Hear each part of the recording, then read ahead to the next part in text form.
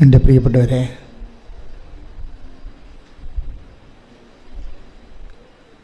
വിശ്വാസമെന്നത്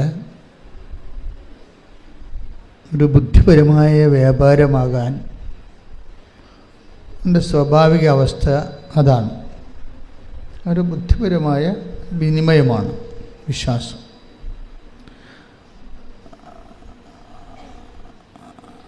പല കേവല വിശ്വാസങ്ങളുടെയും സ്ഥിതി അതാണ്. അതൊരു ബുദ്ധിപരമായ വിനിമയമായിരിക്കും, പക്ഷെ അത് ഫ്രൂട്ട്ഫുള്ളാകത്തില്ല, വർക്കൗട്ട് ചെയ്യത്തില്ല. ഉടമ്പടിയിൽ നമ്മൾ ചെയ്യുന്നത് വിശ്വാസം എന്ന കേവല ബുദ്ധിപരമായ വിനിമയത്തെ കൺവേർട്ട് ചെയ്യും. എങ്ങനെ കൺവേർട്ട് ചെയ്യും? ഒരു ദൈവസ്നേഹത്തിൻ്റെ എക്സ്പ്രഷൻസാക്കി മാറ്റും. ദൈവസ്നേഹത്തിൻ്റെ പ്രകടനങ്ങൾ. നിങ്ങളെപ്പോഴും ശ്രദ്ധിക്കേണ്ടത്, വിശ്വാസ വളർച്ചയിൽ നിങ്ങൾ ബുദ്ധിപരമായ വിനിമയം, ഒരു ഇൻ്റലക്ച്വൽ കൺവിക്ഷൻ നമുക്ക് തരും. ദൈവം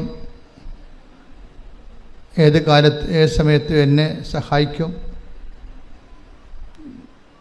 ഞാൻ ദൈവത്തിനെ ആശ്രയിക്കുന്നുണ്ട്.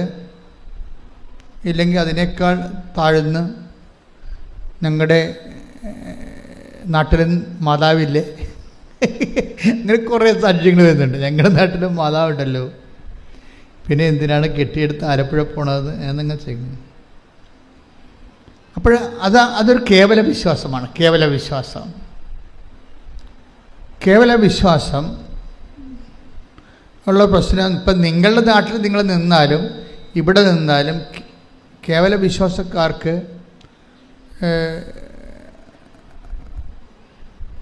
അത് ആക്ടിവേറ്റ് ആകത്തില്ല വിശ്വാസം.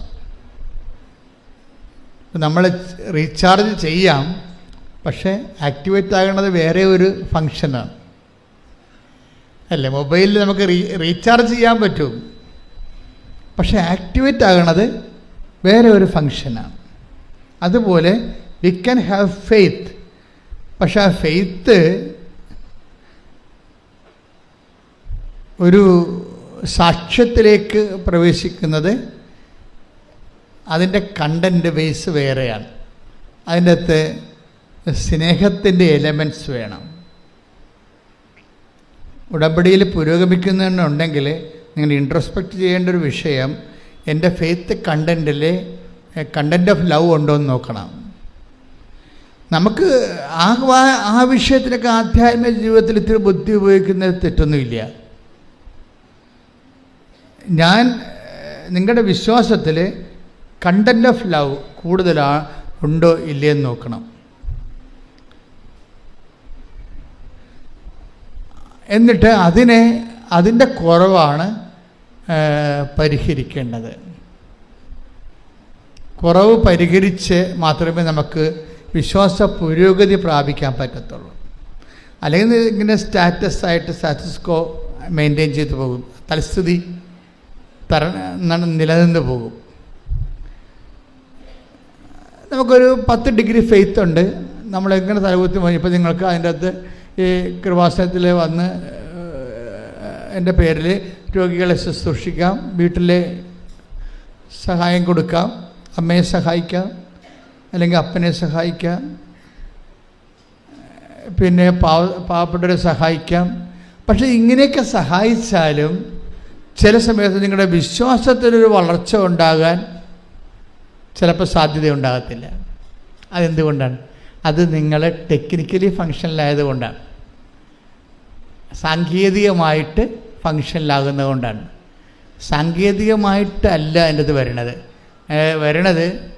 ഇപ്പം നിങ്ങൾ രോഗികളെ കാണുന്നുണ്ടെങ്കിൽ, ഇപ്പോൾ ചിലരൊക്കെ എന്തുമാത്രം, അതായത് കൃപാസനത്തിൽ ഇത്രയും ദൈവാനുഗ്രഹം നിറഞ്ഞു നിൽക്കാൻ കാരണം ഉടമ്പടി എടുത്തവരെല്ലാവരും ലോകത്തിൻ്റെ എമ്പാടും പോയി ആശുപത്രികളിലും അനാഥാലയങ്ങളിലും ഹോസ്പിസുകളിലും അതുപോലെ കുടുംബങ്ങളിലുമൊക്കെ പോയി ആൾക്കാരെ ശുശ്രൂഷിക്കുകയും ഭക്ഷണം കൊടുക്കുകയും പണം കൊടുക്കുകയും അവിടെ നിന്ന് വസ്ത്രം കഴുകി കൊടുക്കുകയും അങ്ങനെ സൽപ്രവൃത്തികളുടെ ഒരു പ്രളയമാണ് ഈ ഉടമ്പടി അഴിച്ചു വിട്ടിരിക്കുന്നത്. അവരുടെ സൽപ്രവൃത്തികളുടെ ആസ്തി ആ ഉടമ്പടിയുടെ പൊതു ഖജനാവിലെ ടാപ്പ് ചെയ്യുന്നവർക്ക് ഈ കൃപാസനത്തിൻ്റെ പൊതു ദൈവാനുഗ്രഹം ലഭിക്കും. തീർച്ചയായിട്ടും അതുകൊണ്ടാണ് കൃപാസനത്തിലെ കാല് കുത്തുമ്പോഴൊക്കെ ചില ആൾക്കാർ അനുഗ്രഹിക്കപ്പെടുന്നെന്ന് പറഞ്ഞതിൻ്റെ കാരണം ഇതിൻ്റെ പൊതുവായിട്ടുള്ള ആധ്യാത്മികമായിട്ടുള്ള ആസ്തികളാണ്. എപ്പോഴും നമ്മൾ ശ്രദ്ധിക്കേണ്ട കാര്യം ഈ കാര്യത്തിൽ കുറച്ച് റീസണബിൾ ആകണം. ഒരു വൈകാരികം എന്നതിനേക്കാൾ ഉപരി ഫെയ്ത്ത് മുന്നോട്ട് വെക്കുന്ന ഒരു റീസണുണ്ട്. വിശ്വാസം മുന്നോട്ട് വെക്കുന്ന ഒരു റീസണുണ്ട്, യുക്തിയുണ്ട്. അത് ഒരു പക്ഷേ നമ്മൾ പറയുന്ന സെക്കുലർ യുക്തിയല്ല, അത് മരിയൻ യുക്തി എന്നാണ് ഞാൻ പറയേണ്ടത്. മരിയൻ റീസൺ അങ്ങനെ ഒരു സംഭവമാണ്, ആധ്യാത്മിക ജീവിതത്തിലുള്ള സംഭവമാണ് മരിയൻ റീസൺ. എന്താ മരിയൻ റീസൺ? അപ്പോൾ മരിയൻ റീസൺ എന്ന് പറയുമ്പോൾ, ഉദാഹരണത്തിന് അവർക്ക് വീഞ്ഞില്ല എന്ന് അമ്മ പറയുന്നു, ഈശോയോട് പറയുന്നു അല്ലേ. ഫസ്റ്റ് റെസ്പോൺസ് എന്താണ് ഈശോയുടെ ഫസ്റ്റ് റെസ്പോൺസ് എന്താ? എനിക്ക് നിനക്കും എന്ത്. സെക്കൻഡ് റെസ്പോൺസ് എന്താണ്? എൻ്റെ സമയം ഇനിയും ആഗതമായിട്ടില്ല. അപ്പോൾ ഈ ഫസ്റ്റ് റെസ്പോൺസും സെക്കൻഡ് റെസ്പോൺസും ഉദ്ദേശിച്ച നെഗറ്റീവ് ആൻസറാണ് വരണത് അല്ലേ. നെഗറ്റീവ് അല്ലേ, ആ വിഷയം നടക്കത്തില്ലെന്ന് ഉറപ്പല്ലേ. Then why mother is waiting for the answer? പിന്നെ എന്തുകൊണ്ടാണ് അമ്മ നിൽക്കുന്നത്? അതാണ് വിഷയം. അതാണ് മരിയൻ റീസൺ എന്ന് പറയുന്നത്. എന്താണ്? അമ്മയ്ക്ക് വിശ്വാസത്തെക്കാളുപരി ഈശോയോട് സ്നേഹമുണ്ട്. ശ്രദ്ധിക്കട്ടെ. ഹല്ലേലൂയ.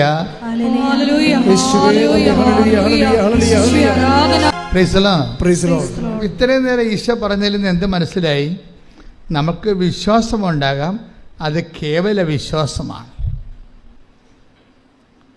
ആ കേവല വിശ്വാസം ചില സമയത്ത് സാങ്കേതികമായിട്ട് പറഞ്ഞാൽ ഫങ്ഷനിലല്ലാതെ വരും. ഇപ്പം കേവല വിശ്വാസത്തിൻ്റെ കൂടെ എന്തുകൂടി ഉണ്ടാകണം? ഇപ്പം അമ്മ, അതാണ് മരിയൻ റീസൺ. മരിയൻ റീസൺ എന്ന് പറയാം എന്താ? ഇപ്പം എനിക്കും നിനക്കും എന്ത് എന്ന് അമ്മ ചോദിച്ചില്ലേ? It is nothing to with us, it is not our business. അപ്പോൾ ഈശോ അത് ഡിസോൺ ചെയ്ത് കളഞ്ഞേ അല്ലേ. അത് ആ വിഷയം ഇറ്റ് ഈസ് നോട്ട് അവേഴ്സ്, ആ വിഷയം നമ്മുടേതല്ല എന്നും പറഞ്ഞുകൊണ്ട് ഈശോ തള്ളിക്കളഞ്ഞ സംഭവമാണ്. രണ്ടാമത് എന്താണ്? അത് ഒന്ന് മാനുഷികം. ഈശോ പറഞ്ഞ രണ്ട് കാര്യങ്ങൾ, ഒന്ന് ദൈവികമായ ഇമ്പിഡിമെൻസ് ഉണ്ട്, മാനുഷികമായ ഇമ്പിഡിമെൻസും ഉണ്ട്, തടസ്സങ്ങളുണ്ട്. ഇപ്പം ദൈവികമായ മാനുഷികമായ എന്താണ്? അതിൽ എനിക്കും നിനക്കൊന്നും ചെയ്യാനില്ല. അവരോട് വായ്പ വാങ്ങിക്കാൻ പറഞ്ഞാൽ മതി, അല്ലെങ്കിൽ അവരുടെ ബിസിനസ് കച്ചവടക്കാരൊക്കെ പോയി വിലക്ക് വാങ്ങിക്കാൻ പറഞ്ഞാൽ മതി. നത്തിങ് ടു വിത്ത് അസ്, ഈ വിഷയത്തിൽ നമുക്ക് റോളില്ല എന്ന് പറയും. അത് first reason over. Second reason എന്താണ്? സെക്കൻഡ് റീസൺ ദൈവികമാണ്. എന്താണത്? എൻ്റെ സമയം ഇനി സമ്മതമായിട്ട്. അപ്പോൾ നമ്മൾക്ക് ദൈവത്തിന് ഉത്തരം തരണമെങ്കിൽ ചില സമയത്ത് രണ്ട് തടസ്സങ്ങൾ വരാൻ സാധ്യത ഉണ്ടാകും. മാനുഷികമായിട്ട് അത് നമുക്ക് ചിലപ്പോൾ പ്രയോജനപ്പെടത്തില്ല എന്ന് വരാം. ചിലപ്പോൾ ദൈവികമായിട്ടും അത് നമുക്ക് തരാനുള്ള തടസ്സങ്ങളുണ്ടാകാം.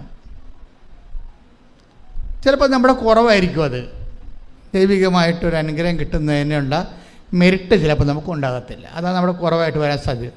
അപ്പോൾ ഈ രണ്ട് പ്രശ്നങ്ങളുണ്ട്. ഇതെല്ലാം ഇപ്പം നിങ്ങൾ ഉടമ്പടി വച്ചിരിക്കുന്ന എല്ലാ വിഷയങ്ങൾക്കും ഇത് രണ്ടും ബാധകമാണ്. ചിലപ്പോൾ അത് മാനുഷികമായ തടസ്സം ഉണ്ടാകും, ചിലപ്പോൾ ദൈവികമായ തടസ്സമുണ്ടാകും.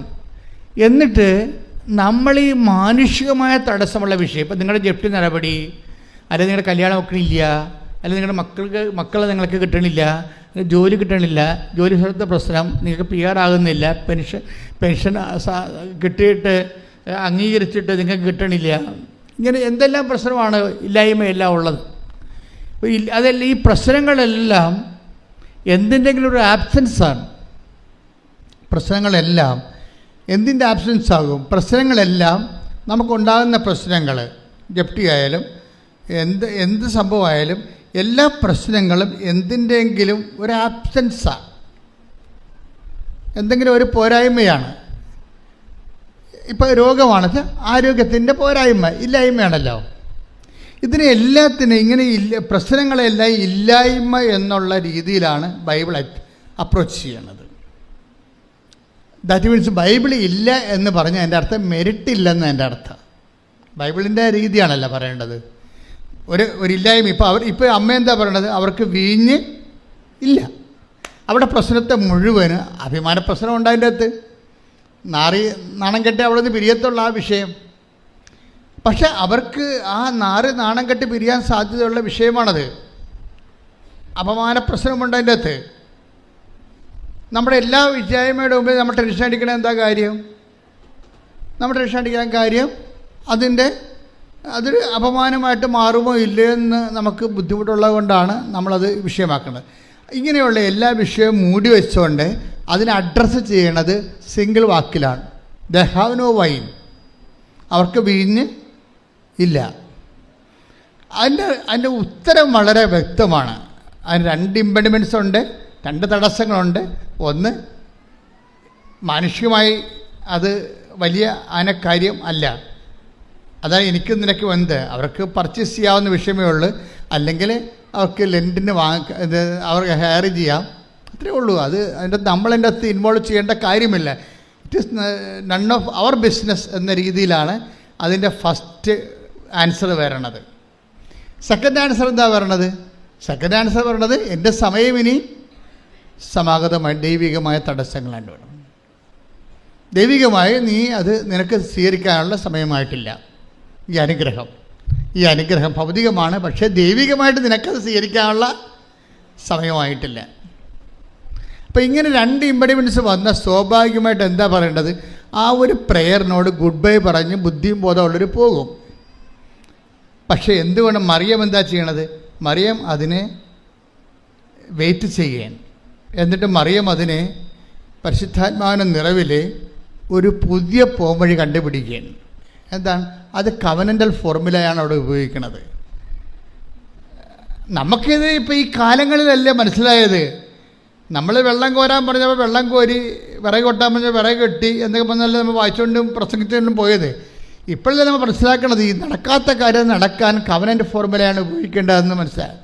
ഇത് പുതിയത് മറിയത്തിൻ്റെ ഫോർമുല അല്ല. ഏജ് ഓൾഡായിട്ട് ബൈബിള് ദൈവത്തിനെ മനുഷ്യൻ്റെ ജീവിതത്തിലേക്ക് ഇറക്കിക്കൊണ്ട് വരുന്നതിന് വേണ്ടി ഉപയോഗിക്കുന്നതാണ് ബൈലാറ്ററൽ എഗ്രിമെൻ്റ് മെത്തേഡ്. ഈ ബൈലാറ്ററൽ എഗ്രിമെൻ്റ് മെത്തേഡിലൂടെ എന്താണ് ശരിക്കും പറയുന്നത്? ഇത് ആക്ടിവേറ്റ് ചെയ്യണമെങ്കിൽ എന്ത് വേണം? You must have A certain amount of level of love. നമുക്കറിയാം. അതാണ് ഞാൻ പറഞ്ഞത്, നിങ്ങളുടെ സൽപ്രവർത്തികൾ ഇനി ഫുൾ കണ്ടു. അതാർക്കും ചെയ്യാം. സൽപ്രവർത്തികൾ ചെയ്യണമെന്നുണ്ടെങ്കിൽ നമ്മൾക്ക് എപ്പോഴും വരേണ്ട ഒരു വിഷയം, നമ്മൾ ഗുഡ് വർക്ക്സ് എന്നാണ് പറയണത് സൽപ്രവൃത്തിയെ.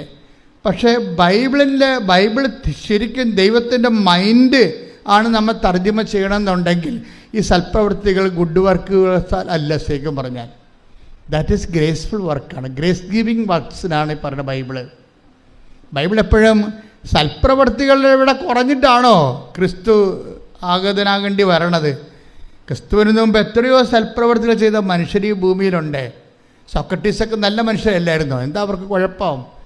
പക്ഷെ അവിടുത്തെ പ്രോബ്ലം, ബൈബിൾ അങ്ങനെ ഒരു സൽപ്രവർത്തികൾ വർദ്ധിപ്പിക്കാൻ വേണ്ടിയല്ലോ ഈ ഭൂമിയിൽ ക്രിസ്തു ആഗതനായത്. പിന്നെ എന്താണ്? കൃപാവര പ്രവർത്തനങ്ങളാണ്. ഈ സൽപ്രവൃത്തിയും കൃപാവര പ്രവർത്തിയും തമ്മിൽ ഇപ്പം ഒത്തിരി വ്യത്യാസമുണ്ട്. നിങ്ങൾ ഉടമ്പടിയിൽ നിങ്ങൾ ചെയ്യേണ്ടത് ഗ്രേസ് ഗീവിങ് വർക്ക്സാണ് ചെയ്യേണ്ടത്. കൃപാവര പ്രവർത്തനങ്ങൾ, കൃപ നമുക്ക് ലഭിക്കാൻ ആവശ്യമായ വർത്തനങ്ങൾ, അതെന്താ ചെയ്യണം? കൃപ വർദ്ധിപ്പിക്കണമെങ്കിൽ എന്ത് ചെയ്യണം? കൃപ എല്ലാം യേശുക്രിസ്തുവിൻ്റെ നെയിമിൻ്റെ അണ്ടറിലാണ് കൃപയെല്ലാം വരണത്. കൃപ എന്ന് പറഞ്ഞാൽ എന്താണ്? അതുകൊണ്ടാണ് ബൈബിൾ പറയണത് കൃപയും സത്യവും. Take the word of God. ശ്രുതിക്കട്ടെ. ഹല്ലേലൂയ, ഹല്ലേലൂയ, ഹല്ലേലൂയ, ഹല്ലേലൂയ, ഹല്ലേലൂയ. യേശുവേ നന്ദി. ഹല്ലേലൂയ, ഹല്ലേലൂയ, ഹല്ലേലൂയ. യോഹന്നാൻ 1:17. എന്തുകൊണ്ടെന്നാൽ പറഞ്ഞേ, എന്തുകൊണ്ടെന്നാൽ നിയമം മോശ വഴി നൽകപ്പെട്ടു, കൃപയും സത്യവുമാകട്ടെ യേശുക്രിസ്തു വഴി ഉണ്ടായി. ഇതിനകത്ത് ഒരു പ്രശ്നങ്ങൾ വരണമെന്ന് വെച്ച് കഴിഞ്ഞാൽ, ഈ ഡിഗ്രീസ് ഓഫ് പെർഫെക്ഷനിൽ മോശയുടെ വചനവും ജീസസിൻ്റെ വചനവും തമ്മിലുള്ള ഒരു വ്യത്യാസം അതാണ്. മോസസിൻ്റെ വചനത്തിന് സാങ്കേതികമായ ദൈവത്തിൻ്റെ മനസ്സനുസരിച്ചുള്ള നിയമപരമായിട്ടുള്ള കാഴ്ചപ്പാടുകളാണ് കൈകാര്യം ചെയ്യണത്. കർത്താവിൻ്റെ വചനത്തിൽ അതല്ല. എന്താണ്? കൃപയും സത്യവുമാണ്. കൃപയും സത്യവും ആര് വഴി ഉണ്ടായി? ക്രിസ്തു വഴി ഉണ്ടായി. അപ്പോൾ അതെങ്ങനെയാണ് ഉണ്ടായതെന്ന് നമ്മൾ അറിയണം. ക്രിസ്തു വഴി ഉണ്ടായത്.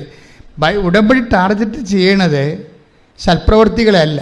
നിങ്ങൾ കുറേ ആൾക്കാർ ചെയ്യണത് വെറും സൽപ്രവൃത്തികളാണ്. വെറും സൽപ്രവൃത്തികളെന്ന് വെച്ച് കഴിഞ്ഞാൽ ഇവിടുന്ന് കുറേ കാര്യങ്ങൾ പറഞ്ഞിട്ടുണ്ട്, അതനുസരിച്ച് കൊണ്ട് രോഗികളെ കാണുന്നു. കഴിഞ്ഞ ദിവസം ഞാൻ ഒരു സാക്ഷ്യം പറഞ്ഞത്, ഞാൻ ഓൾഡ് ഏജിൽ ഹോമിൽ പോയി ഒരു ദിവസം മുഴുവൻ നിന്ന് അവിടുത്തെ ഉടുപ്പെല്ലാം അലക്കി കൊടുത്തെന്നാണ്. പിന്നെ വേറൊരു ചേച്ചി സാക്ഷ്യം പറഞ്ഞത്, ഞാൻ ഓൾഡ് ഏജ് ഹോമിൽ പോയി നഖം വെട്ടി കൊടുത്തെന്ന് പറഞ്ഞു. It's okay, you are doing all this kind of things. ഇതെല്ലാം നല്ല സന്തോഷത്തോടെ ഇങ്ങനെ ചെയ്യുന്നുണ്ട്, സന്തോഷമുണ്ട്, നന്ദിയുണ്ട്. പക്ഷേ ഇതെല്ലാം സൽപ്രവൃത്തികളാണ്.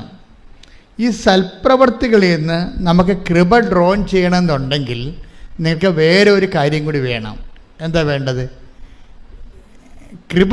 സൽപ്രവൃത്തികൾ ഇത് ഈ നിങ്ങൾ ചെയ്ത കാര്യങ്ങളെ ക്രിസ്തുവിനെ മാറ്റി നിർത്തിയും ചെയ്യാൻ പറ്റും. ലോകത്ത് എന്തുമാത്രം ആൾക്കാർ ചെയ്യുന്നുണ്ട് ഇല്ലേ? റോട്ടറി ക്ലബ്ബുകാരെ കണ്ണ് വരെ വെച്ച് കൊടുക്കുന്നുണ്ട് ഇല്ലേ? അപ്പം അങ്ങനെ എന്തോ ക്ലബ്ബുകാർ ചെയ്യുന്നുണ്ട്. നാട്ടിൽ എന്തുമാത്രം അയൽക്കൂട്ടങ്ങളും അതുപോലെ തന്നെ പല പലതരമുള്ള പാർട്ടി സംഘങ്ങളും ഒക്കെ പല കാര്യങ്ങളും മനുഷ്യർക്ക് വേണ്ടി ചെയ്യുന്നുണ്ട്. ഇതെല്ലാം സൽപ്രവൃത്തികളാണ്. പക്ഷേ ഒരു ക്രൈസ്റ്റ് സെൻട്രിക് ആയിട്ടുള്ള ഒരു ആധ്യാത്മികത ചര്യം അനുവർത്തിക്കുന്നവരെ കേവലം സൽപ്രവൃത്തികളല്ല നമ്മൾ ലക്ഷ്യം വെക്കുന്നത്, കൃപാവര പ്രവൃത്തികളാണ്. എന്താ കാര്യം? കൃപയും സത്യവും അവൻ വഴി ഉണ്ടായി. അപ്പം കൃപാവര സത്യങ്ങൾ, കൃപാവര പ്രവൃത്തികൾ ചെയ്യാൻ, ഇപ്പം സൽപ്രവൃത്തികളും കൃപാവര പ്രവൃത്തികളും നമ്മൾ വ്യത്യാസം എന്താ? സൽപ്രവൃത്തികൾ മനുഷ്യൻ്റെ പേരിലാണ് ചെയ്യണത്. ചിലർ നല്ല പേരെടുക്കാൻ ചെയ്യും, ചിലർ കൂടുതൽ വോട്ട് കിട്ടാൻ വേണ്ടി ചെയ്യും, ചിലത് ജനകീയ അടിത്തറ ഉണ്ടാക്കാൻ വേണ്ടി ചെയ്യും, ചിലത് അവിടെ കള്ളത്തരങ്ങളെ പുറത്തറിയാൻ അവിടെ ഒരു പുതിയൊരു ഫേസ് കാണിക്കാൻ വേണ്ടി സമൂഹത്തിന് വേറൊരു സംഭവം. അങ്ങനെ ഓരോരോ ലക്ഷ്യങ്ങളാണ് ഈ സൽപ്രവൃത്തികൾക്കുള്ളത്. പക്ഷെ കൃപാവര പ്രവൃത്തി അതല്ല. കൃപാവര പ്രവൃത്തി എന്ന് പറയണത് ക്രിസ്തുവിൻ്റെ നാമത്തിൽ ക്രിസ്തുവിന് വേണ്ടി മാത്രം മഹത്വം കൊടുത്തുകൊണ്ട് ചെയ്യണതാണ്. ക്രിസ്തുവിൻ്റെ നാമത്തിൽ ചെയ്യണം. അതിൻ്റെ 10% ഗ്ലോറി ക്രിസ്തുവിന് മാത്രമാണ്. അതുകൊണ്ടാണ് ബൈബിൾ പറയണത് വലത് കൈ ചെയ്യണത് ഇടത് കൈ അറിയരുത്. മനുഷ്യൻ അറിയരുതെന്നായി പറയണത്. മനുഷ്യന്മാരറിയരുതെന്നാണ് പറയണത്. പക്ഷേ മനുഷ്യന്മാർ അറിയുന്ന വെച്ചാൽ എല്ലാ കാര്യവും പാത്തും പതുങ്ങിയും ചെയ്യണമെന്നല്ല. മനുഷ്യനെ അറിഞ്ഞില്ലെങ്കിലും അറിയിക്കാൻ വേണ്ടി നിങ്ങളെ പ്രത്യേകിച്ച് മസിൽ പിടിക്കരുതെന്നതിൻ്റെ അർത്ഥം. ശ്രദ്ധിക്കട്ടെ. ഹല്ലേലൂയ.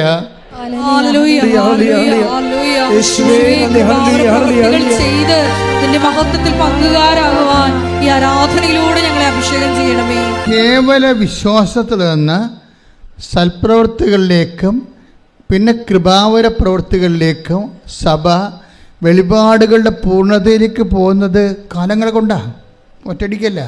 ആദ്യകാലങ്ങളിൽ സഭയ്ക്ക് തോന്നിയത് കേവല വിശ്വാസം മാത്രം മതി എന്നാണ് തോന്നിയത്. ക്രിസ്തുവിലുള്ള കേവല വിശ്വാസം മാത്രം മതി.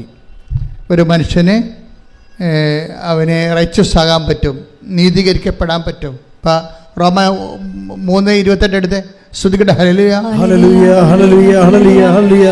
യേശുവേ നന്ദി, യേശുവേ സ്തുതി. ഹല്ലേലൂയ. റോമ 3:28 എന്തെന്നാൽ നിയമാനുഷ്ഠാനം കൂടാതെ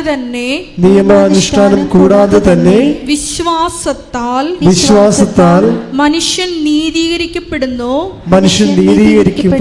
എന്ന് നാം അനുമാനിക്കുന്നു.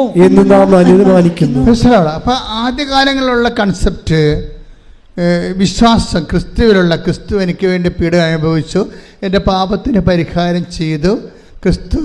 അതുകൊണ്ട് തന്നെ ആ ക്രിസ്തുവിൻ്റെ പരിഹാരത്തെ വിശ്വസിച്ച് കഴിഞ്ഞാൽ തീർച്ചയായിട്ടും എനിക്ക് നിത്യരക്ഷ ലഭിക്കുമെന്നുള്ള ഇതിന് ഇനീഷ്യൽ ജസ്റ്റിഫിക്കേഷൻ എന്നാണ് പറയുന്നത്. പ്രാഥമിക നീതീകരണം.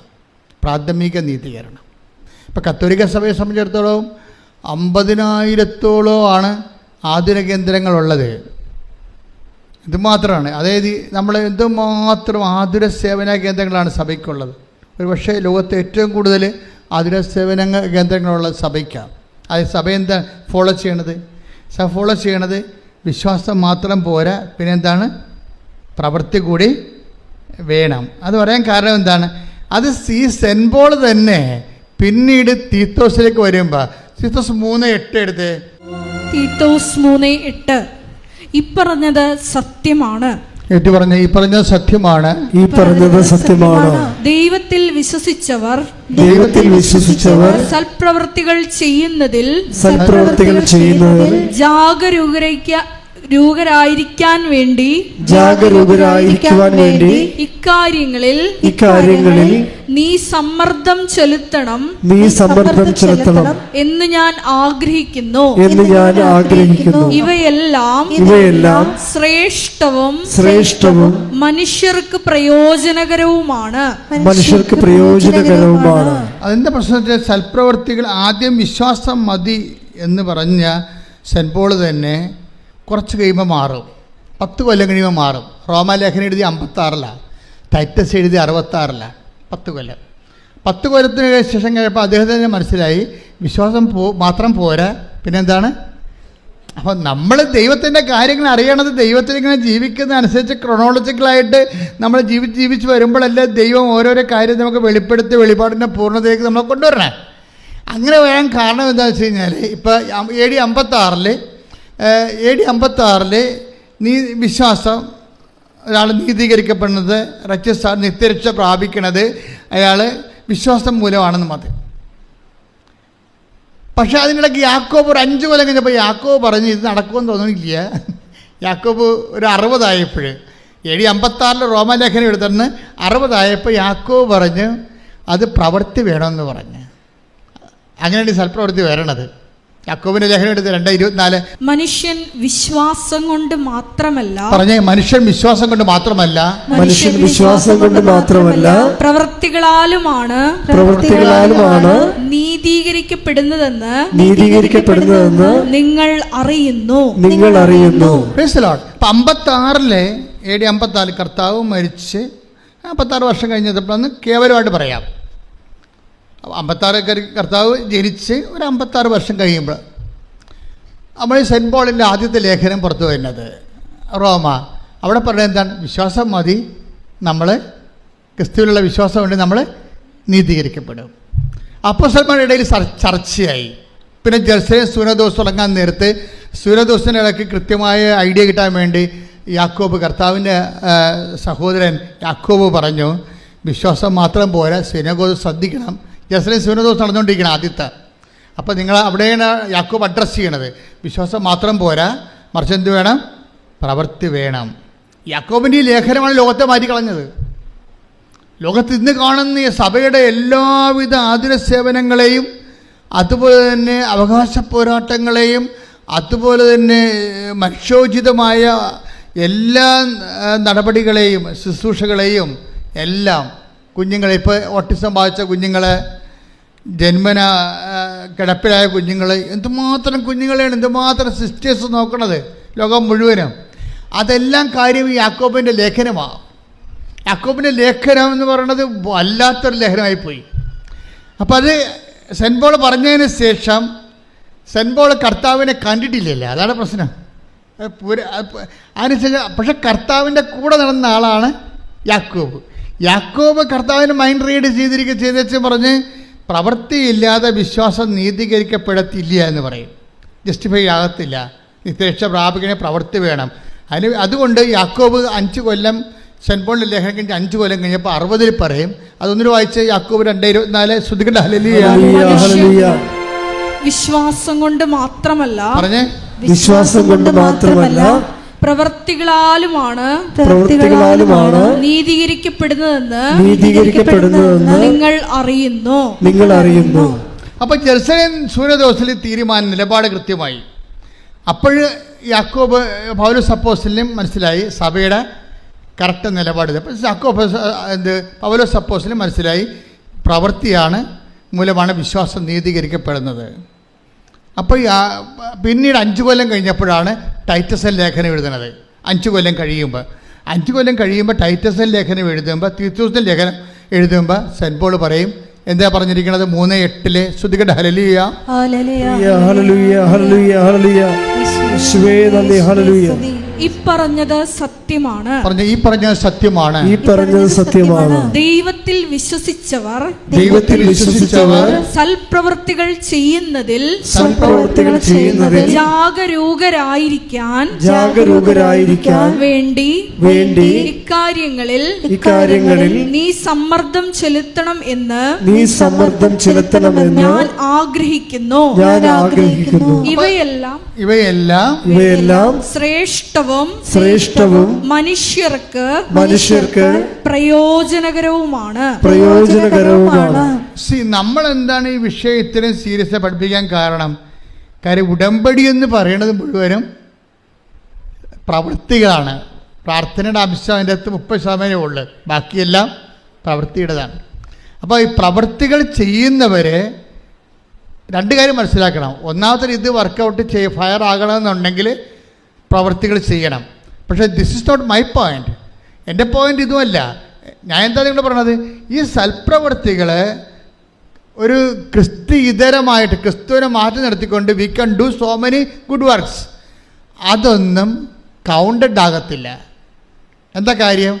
അത് ക്രിസ്തുവിൻ്റെ മഹത്വത്തെ പ്രഘോഷിക്കാത്ത, അവൻ്റെ നാമത്തെ മഹത്വപ്പെടുത്താത്ത പ്രവൃത്തികളെല്ലാം ശരിക്കും പറഞ്ഞാൽ അത് കൃപാവര പ്രവൃത്തികളല്ല. We are aiming for graceful works, കൃപാവര പ്രവൃത്തികൾ. നിങ്ങളത് വളരെ കൃത്യമായിട്ട് ചെയ്യണം. സൽപ്രവൃത്തിയും കൃപാവര പ്രവൃത്തിയും തമ്മിലുള്ള വ്യത്യാസം എന്ന് പറയുന്നത്, കൃപാവര പ്രവൃത്തി for the glorification of Christ name, കർത്താവിൻ്റെ നാമത്തിൻ്റെ മഹത്വത്തിനാണ് അത് കാഴ്ചവെക്കുന്നത്. അതുകൊണ്ടാണ് ഇൻറ്റൻഷൻ പ്രധാനപ്പെട്ടതായി വരുന്നത്. നമുക്ക് ഇൻറ്റൻഷൻ പ്രധാനപ്പെട്ട, ചെയ്ത പ്രവൃത്തി ചെയ്യല്ല പ്രശ്നം. നിങ്ങൾ അതാണ് ഈശോ ഒരു ഗ്ലാസ് പച്ചവെള്ളമാണ്. Take the word of God 10:42 ശ്രുതികട ഹല്ലേലൂയ ഹല്ലേലൂയ ഹല്ലേലൂയ ഹല്ലേലൂയ ഹല്ലേലൂയ യേശുവേ യേശുവേ സ്തുതി ഹല്ലേലൂയ ഹല്ലേലൂയ ഹല്ലേലൂയ ഹല്ലേലൂയ. മത്തായി 10:42 ഈ ചെറിയവരിൽ ഒരുവന് ശിഷ്യന് എന്ന നിലയിൽ ഒരു പാത്രം വെള്ളമെങ്കിലും കൊടുക്കുന്നവന് പ്രതിഫലം ലഭിക്കാതിരിക്കുകയില്ലെന്ന് സത്യമായി ഞാൻ നിങ്ങളോട് പറയുന്നു. ഇവിടെ പ്രശ്നം എന്തുമാത്രം വലിയ കാര്യങ്ങൾ ചെയ്തു എന്നല്ല, ചെറിയ കാര്യങ്ങൾ പോലും ചെയ്താൽ അത് കൗണ്ടാകണത് അത് കൃപാവര പ്രവൃത്തി ആയതുകൊണ്ടാണ്. മനസ്സിലായോ? അത് ക്രിസ്തുവിൻ്റെ നാമത്തിൽ ചെയ്യുന്നത് കൊണ്ടാണ്. ശ്രുതികട മക്കളെ, ശ്രുതികട ഹല്ലേലൂയ ഹല്ലേലൂയ ഹല്ലേലൂയ. Take the word of God മത്തായി 25:40. രാജാവ് മറുപടി പറയും, സത്യമായി ഞാൻ നിങ്ങളോട് പറയുന്നു, എൻ്റെ ഏറ്റവും എളിയ ഈ സഹോദരന്മാരിൽ ഒരുവന് നിങ്ങൾ ഇത് ചെയ്തു കൊടുത്തപ്പോൾ എനിക്ക് തന്നെയാണ് ചെയ്തു തന്നത്. ഇതിൽ വരുന്ന വിഷയം ഈ കൃപാവര പ്രവൃത്തി എങ്ങനെ ചെയ്യണത്, അതാണ് 25:40. ആ വചനം ഒന്ന് വായിച്ചേ. മത്തായി സുവിശേഷം. സത്യമായി ഞാൻ നിങ്ങളോട് പറയുന്നു, സത്യമായി ഞാൻ നിങ്ങളോട് പറയുന്നു, എൻ്റെ ഏറ്റവും എളിയ ഈ സഹോദരന്മാരിൽ ഒരുവന് നിങ്ങൾ ഇത് ചെയ്തു കൊടുത്തപ്പോൾ എനിക്ക് തന്നെയാണ് ചെയ്തു തന്നത്. അപ്പൊ ഇതാണ് കൃപാവര പ്രവൃത്തി എന്ന് പറയണത്. എന്താ വെച്ച് കഴിഞ്ഞാൽ ക്രിസ്തുവിന് തന്നെ നമ്മൾ ചെയ്തു കൊടുക്കുകയാണ് ഡയറക്റ്റായിട്ട്. അതെങ്ങനെയാണ്? ക്രിസ്തുവിൻ്റെ നാമത്തിൽ ആണ് നമ്മൾ ഏറ്റവും എളിയ സഹോദരന് ചെയ്ത് കൊടുക്കുന്നത്. ഇതിനകത്ത് എന്താ നമുക്ക് വേണ്ടത്? 2 കാര്യങ്ങൾ വേണം. എന്ത് വേണം? ക്രിസ്തുവിനോടുള്ള സ്നേഹം വേണം, ആ സഹോദരനോടുള്ള സ്നേഹം വേണം. 2 സംഭവം വേണം. വിശ്വാസം മാത്രം പോരാ. 2 കാര്യം. കൃപാവര പ്രവർത്തിക്ക് 2 കാര്യം വേണം. എന്തൊക്കെ വേണം? ഒന്ന്, ക്രിസ്തുവിനോടുള്ള സ്നേഹം വേണം. രണ്ടാമത്തെ എന്താണ്? രണ്ടാമത്തത് സഹോദര സ്നേഹം. നിങ്ങൾക്ക് എന്താ സംഭവിച്ചിട്ടുള്ളത്? നിങ്ങൾക്ക് മാതാവിനോടാണ് കൂടുതൽ സ്നേഹം വരുന്നത്. This is wrong. അല്ല, അതല്ല സംഭവം. അമ്മ എന്താ ചെയ്യണത്? ഇപ്പം അമ്മ ചെയ്തിരിക്കണത് അവൻ പറയണത് പോലെ ചെയ്യുക. അതാ പ്രശ്നം. ഈ ചെയ്ത്താണ് കൃപാവര പ്രവൃത്തി എന്ന് പറയണത്. ഇപ്പം എനിക്കും നിനക്കും എന്താ, എൻ്റെ സമയം ഇനി സമാഗതമായിട്ടില്ല. നമ്മുടെ പ്രശ്നങ്ങൾക്ക് വരാൻ പോകുന്ന വിഷയം ഒന്ന്, ദൈവത്തിന് അവിടെ റോളില്ല എന്നാണ്. നിനക്ക് ജോലി കിട്ടും, അതിനുശേഷം നീ കല്യാണം കഴിക്കും, നീ കുഞ്ഞുങ്ങളെ ജനിപ്പിക്കും, അവർ പഠിക്കും. ഞാനൊരു വീട്ടിൽ ചെന്നപ്പോൾ ഒരു ഞായറാഴ്ചയാണ് വീട്ടിൽ ചെന്നത്. ഒരു അത്യാവശ്യം ഒരു വിഷയം ഉണ്ടായ കാരണം ഞായറാഴ്ച എനിക്കൊരു വീട്ടിൽ പോകേണ്ടി വന്നു. അവിടെ ചെന്നപ്പോൾ അവിടുത്തെ 2 കുട്ടികളും കാറ്റഗിസത്തിന് പോയിട്ടില്ല അന്ന്. അപ്പോൾ എൻ്റെ സ്വഭാവത്തിന് പിന്നെ അവരുടെമായിട്ടുള്ള ബന്ധങ്ങളും കാര്യങ്ങളല്ല പ്രശ്നം. എനിക്ക് അവരുമായിട്ട് എൻ്റെ കാര്യം ചിലപ്പോൾ നടന്നില്ലല്ലോ. ഞാൻ ചോദിച്ചു, ഈ പിള്ളേർ എന്താണ് കാറ്റഗിസിൽ പോകാത്തെന്ന് ചോദിച്ചു.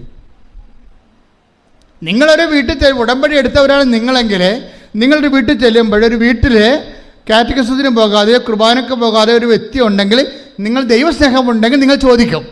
അല്ലെങ്കിൽ അവരെന്ത് വിചാരിക്കും, നമ്മളെന്തിനാ അവരുടെ കാര്യത്തിൽ ഇടപെടണമെന്ന് ചോദിക്കും. ഇതാണ് ഫസ്റ്റ് സ്റ്റെപ്പ്. ഒരു വ്യക്തിക്ക് ദൈവസ്നേഹമുണ്ടോ ഇല്ലേ എന്ന് അറിയണമെന്നുണ്ടെങ്കിൽ നമ്മൾക്ക് വലിയ കുഴപ്പമില്ല, പൊല്ലാപ്പില്ലാത്ത വിഷയങ്ങൾക്കൊക്കെ നമ്മൾ സേഫായിട്ട് നമ്മൾ ഡേഞ്ചർ സോണിൽ ഒരിക്കലും കളിക്കത്തില്ല, സേഫ് സോണിലേ കളിക്കത്തുള്ളൂ. അപ്പോൾ തന്നെ ദൈവത്തിന് അറിയാം. ദൈവത്തിന് നിങ്ങൾ എന്ത് പറഞ്ഞാലും കണ്ണിൽ പൊടിയിടാൻ പറ്റില്ല. കണ്ണിത്തിരി വലുതാണ്, അത്ര കുഴപ്പമാണ്. നമുക്ക് ഇടണ പൊടിക്കൊരു കണക്കില്ലേ? ഇല്ലേ? നമുക്ക് ദൈവത്തിൻ്റെ കണ്ണിൽ പൊടിയിടാൻ പറ്റരുത്. കാര്യം ദൈവത്തിൻ്റെ കണ്ണിത്തിരി വലുതായി പോയി. നമുക്ക് ഇടണ പൊടിക്കൊരു കണക്കുണ്ടല്ല, അതല്ലേ പ്രശ്നം. അതുകൊണ്ട് എപ്പോഴും നമ്മൾ ശ്രദ്ധിക്കേണ്ട ഒരു വിഷയം വെച്ചാൽ, നിങ്ങൾ ആദ്യം തന്നെ ദൈവസ്നേഹം വർദ്ധിക്കാൻ വേണ്ടി പ്രാർത്ഥിക്കണം. 3:12 എടുത്തേ. തെസ്സലോനിയൻസ് 1 തെസ്സലോനിക്ക 3:12.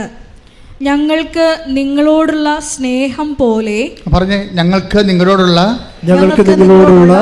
സ്നേഹം പോലെ നിങ്ങൾക്ക് തമ്മിലും മറ്റെല്ലാവരോടുമുള്ള സ്നേഹം വളർന്ന് സമൃദ്ധമാകാൻ കർത്താവ് ഇടവരുത്തട്ടെ. ഇപ്പൊ ദൈവത്തിന് റോളുണ്ട് ഇതിൻ്റെ അകത്ത്. നമുക്ക് ലവ് ഓഫ് ഗോഡ് ലെവൽ കുറവാണെങ്കിൽ നിങ്ങൾ അഡ്രസ്സ് ചെയ്യേണ്ട അതാണ്. എൻ്റെ IELTS പാസ്സാക്കണേ, എൻ്റെ IELTS പാസ്സാക്കി ജന്മം പ്രാർത്ഥിച്ചാൽ ദൈവത്തിന് അതുകൊണ്ട് പ്രയോജനമില്ല. ദൈവം പറയും, എനിക്ക് നിനക്ക് എന്താ എന്ന് ചോദിക്കും. ഇതാണ് പ്രശ്നം. എൻ്റെ IELTS പാസ്സാക്കി എൻ്റെ വസ്തു വിൽക്കണേ, എനിക്ക് കല്യാണം നടത്തണേ, എനിക്ക് കുഞ്ഞുങ്ങളുണ്ടാകണമെന്ന് പറഞ്ഞാൽ മാത്രം ഇരുന്ന ദൈവം ചോദിക്കുന്ന ചോദ്യം എന്താണ്? എനിക്ക് നിനക്കും എന്താ? ഇവിടെ എന്താ പ്രശ്നം വെച്ച് കഴിഞ്ഞാൽ, ആദ്യം ലവ് ലെവൽ വർദ്ധിപ്പിക്കണം. ടെക്നിക്കലായിട്ടാണ് ഉടമ്പടി സമീപിക്കേണ്ടത്. ലവ് ലെവലിൽ അത് എന്തിനാണ്? ദൈവത്തോടുള്ള സ്നേഹം വേണം, നമുക്ക് പരസ്പര സ്നേഹം ഉണ്ടാകണം. അത് പിന്നെ എന്ത് ചെയ്യണം? പരസ്പര സ്നേഹം ഉണ്ടെന്നും പറഞ്ഞുകൊണ്ട് it is N on going process. എന്താ എഴുതിയിരിക്കണത്?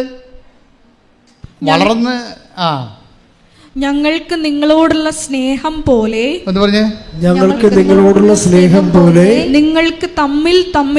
നിങ്ങൾക്ക് തമ്മിലും മറ്റെല്ലാവരോടുമുള്ള സ്നേഹം വളർന്ന് സമൃദ്ധമാകാൻ കർത്താവ് ഇടവരുത്തട്ടെ. അപ്പൊ സ്നേഹം കുറഞ്ഞാൽ അതിനകത്ത് റോള് ദൈവത്തിനുണ്ട്, ഉറപ്പല്ലേ? അപ്പം നിങ്ങൾ പ്രാർത്ഥിക്കുമ്പോൾ നിങ്ങളുടെ ലവ് ലെവൽ വർദ്ധിക്കാൻ വേണ്ടി അതിനെ ടാർഗറ്റ് ചെയ്യണം. നിങ്ങൾ ടാർഗറ്റ് ചെയ്യണത് പക്ക മെറ്റീരിയൽ വിഷയമാണ്. ദൈവത്തിന് അതിൻ്റെ അകത്ത് റോളൊന്നുമില്ല. എനിക്ക് നിനക്കും എന്ത് എന്ന് ചോദിക്കുന്നതിൻ്റെ കാരണം അതാണ്. അപ്പോൾ എനിക്ക് നിനക്ക് എന്ത് എന്ന് ചോദിക്കുമ്പോൾ തന്നെ ഒരു മെറ്റീരിയൽ ബെനിഫിറ്റ്സ് നമുക്ക് ലഭിക്കുന്നതിനോടുള്ള കർത്താവിൻ്റെ നിലപാട് it is very evident, it is clear. അറിഞ്ഞ് കളിക്കണം കേട്ടോ. ഈ കളി ഉടമ്പടി ഒരു കളിയാണ്. അവിടെ നമ്മൾ ഇൻവെസ്റ്റ് ചെയ്യുമ്പോൾ സൂക്ഷിച്ച് കൈകാര്യം ചെയ്യണം. കാര്യം ഒരു മെറ്റീരിയൽ ബെനിഫിറ്റ്സ് മാത്രമാണ് ഉദ്ദേശിക്കണമെന്നുണ്ടെങ്കിൽ കർത്താവിൻ്റെ നിലപാട് എന്താണ്? Between us what is it? എനിക്കും നിനക്കും എന്താ? പിന്നെ എന്താണ്? എൻ്റെ സമയം ഇനി സമഗതമായിട്ടില്ലല്ലോ. ഈ ഒരു പ്രശ്നത്തെയാണ് മറിയം ഓവർടേക്ക് ചെയ്യണത്. ഈ നമ്മൾ മറിയത്തെ വിളിക്കുന്ന ഒരു പേരുണ്ട്. എന്താണ്? ബോധജ്ഞാനത്തിൻ്റെ അതെന്താ കാര്യം? ഇവർ പരിശുദ്ധാത്മ ഫുൾ ഓഫ് ഗ്രേസ് അല്ലേ? ഇവർ കൃപ നിറഞ്ഞവളല്ലേ? അതുകൊണ്ട് കൃപ നിറഞ്ഞു കഴിഞ്ഞാൽ അതിൻ്റെ ജ്ഞാനം അറിയാൻ പറ്റും. ഇതിലെങ്ങനെയാണ് ഇങ്ങനെ ഒരു വിഷയമുണ്ട്, അതിനെ എങ്ങനെയാണ് കൗൺട്രാക്ട് ചെയ്യണമെന്ന് അറിയാൻ പറ്റും. അതാണ് നമ്മൾ ജ്ഞാനപരം എന്ന് പറയണത്. അവർ മാലാഖ തന്നെ അവരെ കാണുമ്പോൾ സമയത്ത് പറഞ്ഞത് എന്താണ്? Hail Mary full of grace, കൃപ നിറഞ്ഞവൾ. കൃപ നിറഞ്ഞാൽ തന്നെ അതിൻ്റെ അർത്ഥം ജ്ഞാനപരം അതിൻ്റെ സമൃദ്ധി നിൽക്കുകയാണ്. അപ്പം അതുകൊണ്ട് ഒരു ഇഷ്യൂ ഉണ്ടായപ്പോൾ എൻ്റെ പ്രോബ്ലം, വേറൊരു പ്രശ്നമുണ്ട്. ഞങ്ങളുമൊക്കെ നിങ്ങളോട് ജ്ഞാനപരത്തിലാണ് ഉപദേശം തരണത്. പക്ഷേ എന്താ പ്രശ്നം വെച്ച് കഴിഞ്ഞാൽ, ഇപ്പം ഞാൻ ചിലരോട് പറയും, പ്രശ്നമായ വഴക്കായ സാരമില്ല, നീ തന്നെ ഇറങ്ങിപ്പോകുന്ന ആളല്ലേ, നീ മര്യാദയ്ക്ക് കഴിച്ചെല്ലാം പറയും. ഞാൻ എത്രയും പറയത്തുള്ളൂ. പിന്നെ ചാപ്റ്റർ ക്ലോസ് ചെയ്ത് കളയും. കാരണം ആൾക്കാരെ 2 മിനിറ്റല്ലേ കിടത്തുള്ളൂ. അപ്പോൾ ഇവിടെ തന്നത്തെ ഇറങ്ങിപ്പോയാണെന്ന് എനിക്കറിയത്തില്ല. കർത്താവ് എന്നോട് പറയും ഇവിടെ തന്നത്തെ ഇറങ്ങിപ്പോകുന്നതാണ് വഴക്കുണ്ടാക്കിയത്. അപ്പോൾ അത് ഞാൻ പറയും, നീ തന്നത്തെ ഇറങ്ങിപ്പോയ ആളല്ലേ, നീ തന്നെ പോയിക്കൊള്ളാൻ പറയും, നീ തന്നെ റെസെറ്റ് ചെയ്യാൻ പറയും. പക്ഷേ ഇവിടെ ജന്മം കൊണ്ട് പോകത്തില്ല. കാര്യം ഇവർക്ക് ചമ്മലല്ലേ. കാര്യത്തിൽ ഇവിടെ തന്നത്തെ ഇറങ്ങിപ്പോയതാണ്. അപ്പം നമ്മളവിടെ എളിമപ്പെടണം. എളിമപ്പെട്ടിട്ട് സോറി പറയാൻ ബാധ്യസ്ഥമാണ്. പക്ഷേ ഈ അഹങ്കാരം ഹുങ്ക് പിടിച്ച സാധനം ഈ ജന്മത്തെ സോറി പറയത്തില്ല. കാരണം മർക്കടം മുട്ടിയാണ്. കുരങ്ങിൻ്റെ പരിപാടി അതാണ്. അകത്ത് ശർക്കര പോയി കഴിഞ്ഞാൽ ആൾക്കാർ നമ്മളെ തല്ലിക്കൊല്ലാൻ വേണ്ടി വരുമ്പോഴും ആ ശർക്കര ഒന്നും വിടത്തില്ല ഒരിക്കലും. അതാണ് മർക്കടം മുട്ടി എന്ന് പറയുന്നത്. പണ്ട് കുരങ്ങനെ പിടിക്കുന്ന പരിപാടി അങ്ങനെ ഇടുന്നില്ല. തൊണ്ണെന്ന് പറഞ്ഞതിൻ്റെ കരിക്ക് തുളച്ച് അതിൻ്റെ അകത്ത് ശർക്കര കൊണ്ടിട്ട് വെക്കും. അപ്പോൾ കുരങ്ങ് വന്ന് വെച്ച് ഇതിൻ്റെ അകത്ത് കൈയിടും. കൈയിട്ട് കഴിയുമ്പോൾ ശർക്കരക്കരി പിടിക്കും. അപ്പോഴേ പിടിക്കുന്ന സമയത്ത് ആൾക്കാർ കുരങ്ങനെ പിടിക്കാൻ വേണ്ടി കുരങ്ങ് രസായത്തിന് വടിയും കൊണ്ട് വരും. അപ്പോൾ പക്ഷേ കുരങ്ങ് വിട്ട് കൊടുക്കത്തില്ല. ആ ശർക്കരന്ന് വിടത്തില്ല അവൻ. മര്യാദക്കാവും ബുദ്ധിപൂർവ്വം ഒരു വിവേകം ഉണ്ടെങ്കിൽ ആ കൈ വിട്ടാൽ ഊരിക്കൊണ്ട് പോകാൻ പറ്റും. പക്ഷേ അത് പാവപ്പെട്ട വിടത്തില്ല. ഇങ്ങനെ മർക്കട മുട്ടിയോടുകൂടി തമ്മിൽ തല്ലി തലകീറി മക്കളെ വഴിയാധാരമാക്കി മരിച്ചുപോയ മനുഷ്യർ എന്തുമാത്രമാണ്. അതുകൊണ്ടാണ് അനുതാപം അവിടെ വരണത്. ഇത് ഒറ്റ നടക്ക് പോകത്തില്ലേ. അനുതാപം വരണ അവിടെയാണ്. ഈ വിഷയത്തിൽ നിനക്ക് അനുതാപം ഉണ്ടാകണമെന്ന് ദൈവം ആഗ്രഹിക്കുന്നുണ്ട്. അനുതാപം എന്ന് പറഞ്ഞാൽ എന്താണ്? നിന്റെ ജീവിത വിഷയത്തിൽ നിന്നേക്കാൾ വലുതായിട്ട് ക്രിസ്തുവിനെ കാണുന്നതാണ് അനുതാപം. ശ്രദ്ധിക്കട്ടെ. ഹല്ലേലൂയ. നിങ്ങളെ ഈ തീക്കൊള്ളി കൊണ്ട് നമ്മൾ തൊട്ടാൽ പൊള്ളുന്ന കാര്യം വ്യക്തമാണ്. സത്യമായൊരു വിഷയത്തോട് നിങ്ങൾ ഇടപെടുമ്പോൾ നിങ്ങളുടെ മനസ്സിലിരിപ്പ് ദൈവത്തിനറിയാം. അതുകൊണ്ട് നിങ്ങൾ ആദ്യമേ തന്നെ ഒരു ധാരണയിലെത്തണം നല്ലതാണ്. ക്രിസ്തുവേ, ഉടമ്പടിക്കാലം കഴിഞ്ഞാലും അങ്ങയുടെ ചൈതന്യത്തിൽ ഞാൻ ജീവിക്കും. നാട്ടുകാരെ ബോധിപ്പിക്കാനല്ലെങ്കിലും അങ്ങയുടെ ചൈതന്യത്തിൽ ഞാൻ ജീവിക്കും. പല ആൾക്കാരും ഇന്ന് അവിടെ അവിശ്വാസം നിലനിർത്തുന്നത് നാട്ടുകാരെ ബോധിപ്പിക്കാനാണ്. ഇപ്പം എന്നെ പള്ളിയിൽ അടക്കണ്ട എന്നൊക്കെ ഒരു സമയത്ത് സ്റ്റൈൽ ആൻഡ് സ്റ്റാൻഡേർഡായിട്ട് എന്തുമാത്രം മനുഷ്യർ പറയും. അങ്ങനെ പറയുമ്പോൾ അവർ ഉദ്ദേശിക്കണ എന്താ? ഒന്നെങ്കിൽ അവർ സാഹിത്യകാരന്മാരായിരിക്കും, അല്ലെങ്കിൽ അവർ രാഷ്ട്രീയക്കാരായിരിക്കും, അല്ലെങ്കിൽ അവർ സിനിമ നടന്മാരായിരിക്കും. എന്നാൽ ബഹുജനങ്ങളുടെ പിന്തുണ വേണമെന്ന് ആഗ്രഹിക്കുന്നവരായിരിക്കും. എനിക്ക് ഈ വിശ്വാസ സമൂഹത്തിൻ്റെ പിന്തുണ മാത്രം പോരാ, എനിക്ക് ബഹുജനങ്ങളുടെ മുഴുവൻ പിന്തുണ വേണമെന്ന് ഉദ്ദേശിക്കുന്നവർ എന്തു ചെയ്യും? ആദ്യത്തെ അവർക്ക് തള്ളി പറയാൻ പറ്റുന്നത് ദൈവത്തെയാണ്. ദൈവത്തെ തള്ളി പറഞ്ഞുകൊണ്ട് ന്യൂട്രലായിട്ട് നിൽക്കും. സിനിമ നടന്മാരൊക്കെ ന്യൂട്രലായിട്ട് നിൽക്കുന്നവരുണ്ട്. അവിടെ ഉള്ളിൽ വിശ്വാസമുണ്ട്, പക്ഷെ തള്ളി പറഞ്ഞാൽ പടം കിട്ടത്തില്ല. അതുകൊണ്ട് അവരവിടെ നിൽക്കും. പാട്ടുകാരങ്ങനെ ഉണ്ട്, അതുപോലെ തന്നെ രാഷ്ട്രീയക്കാരങ്ങനെ ഉണ്ട്, ന്യൂട്രലായിട്ട് നിൽക്കും അവർ. ക്രിസ്തുവിനെ ഏറ്റുപറയുന്ന ഒരു മനുഷ്യൻ്റെ ദുരന്തത്തിൽ, ആധ്യാത്മിക ദുരന്തത്തിൻ്റെ ഏറ്റവും വലുത് ക്രിസ്തുവിനെ അവന് പ്രഘോഷിക്കാൻ പറ്റാത്തൊരവസ്ഥ അവൻ തന്നെ സൃഷ്ടിക്കുന്നതാണ്. ശ്രദ്ധിക്കട്ടെ. ഹല്ലേലൂയ.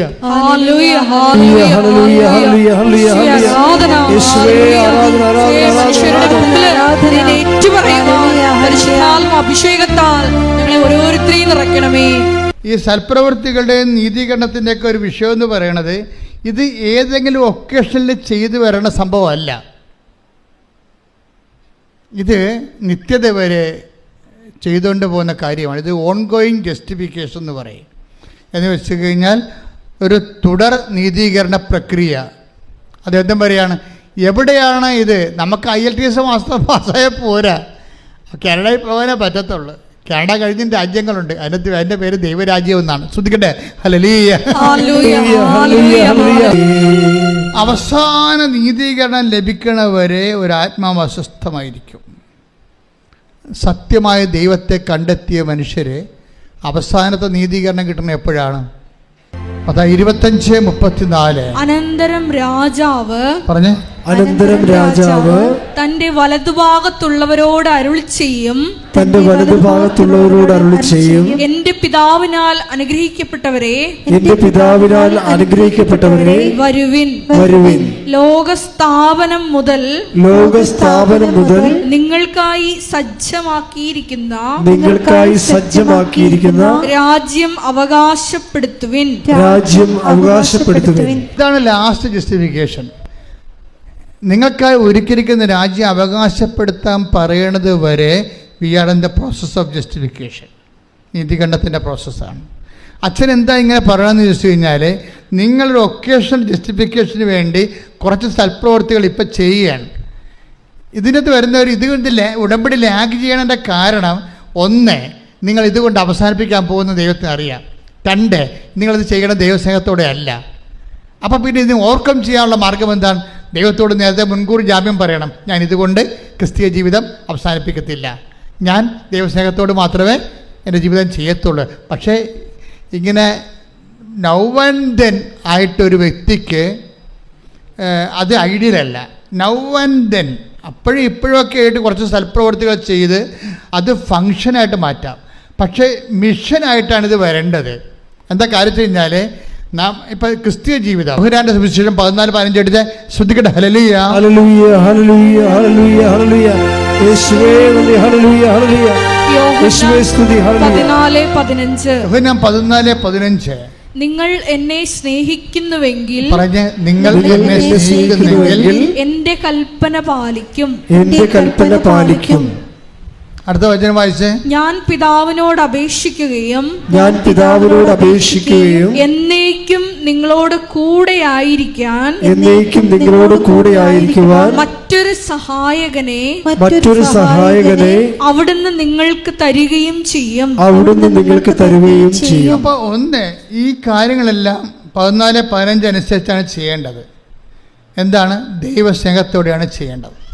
അങ്ങനെ ദൈവസ്നേഹത്തോട് ചെയ്തു കഴിഞ്ഞാൽ ക്രിസ്തു നമ്മളിൽ വസിക്കുന്നത് അവൻ്റെ ആത്മാവോട് കൂടിയായിരിക്കുമെന്നാണ് കർത്താവിൻ്റെ വെളിപ്പെടുത്തൽ, വചനത്തിൻ്റെ വെളിപ്പെടുത്തൽ.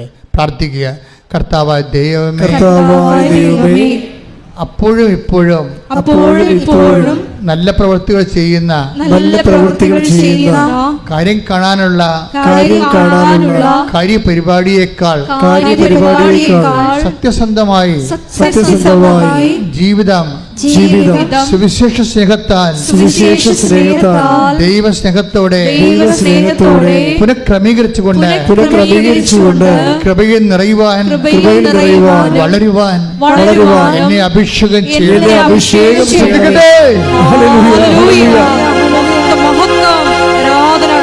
പരമദിവ്യകാരുണ്യത്തിന് നിങ്ങൾക്കറിയാവോ, ഇന്ന് എന്തുമാത്രം ആൾക്കാരാണ് മാതാവിന് സംസാരിക്കണം. അവിടെ പ്രാർത്ഥന തന്നെ സ്നേഹത്തിൻ്റെ സംസാരമാക്കി മാറ്റി. അപ്പം അവിടെ ദൈവസ്നേഹം കൂടി ലവ് ലെവൽ വർദ്ധിപ്പിച്ചു. ഇത് ഉടമ്പടി പെട്ടെന്ന് കത്താനുള്ളൊരു മാർഗ്ഗമാണിത്. എന്താണ്? നിങ്ങൾ ലവ് ലെവൽ വർദ്ധിപ്പിക്കണം.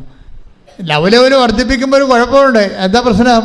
നിങ്ങളുടെ വെറുപ്പ്, വിദ്വേഷം, പക, ചതി, അഹങ്കാരം, മുൻകോപം, കലഹം, ഭിന്നത, അതെല്ലാം മാറ്റേണ്ടി വരും.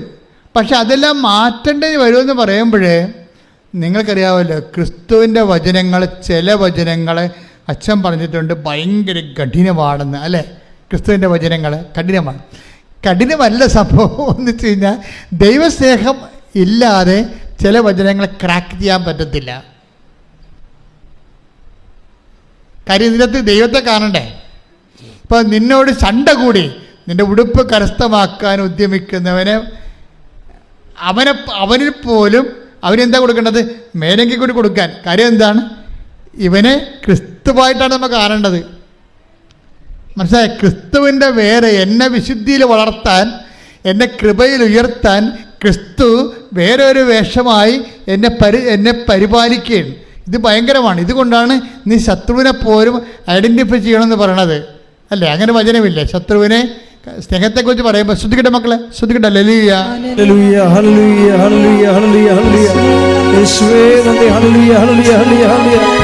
ഹല്ലേലൂയ ഹല്ലേലൂയ ഹല്ലേലൂയ. ശ്രീകയുടെ സുവിശേഷം 5:43 എടുത്തേ. അയൽക്കാരനെ സ്നേഹിക്കുക, പറഞ്ഞേ.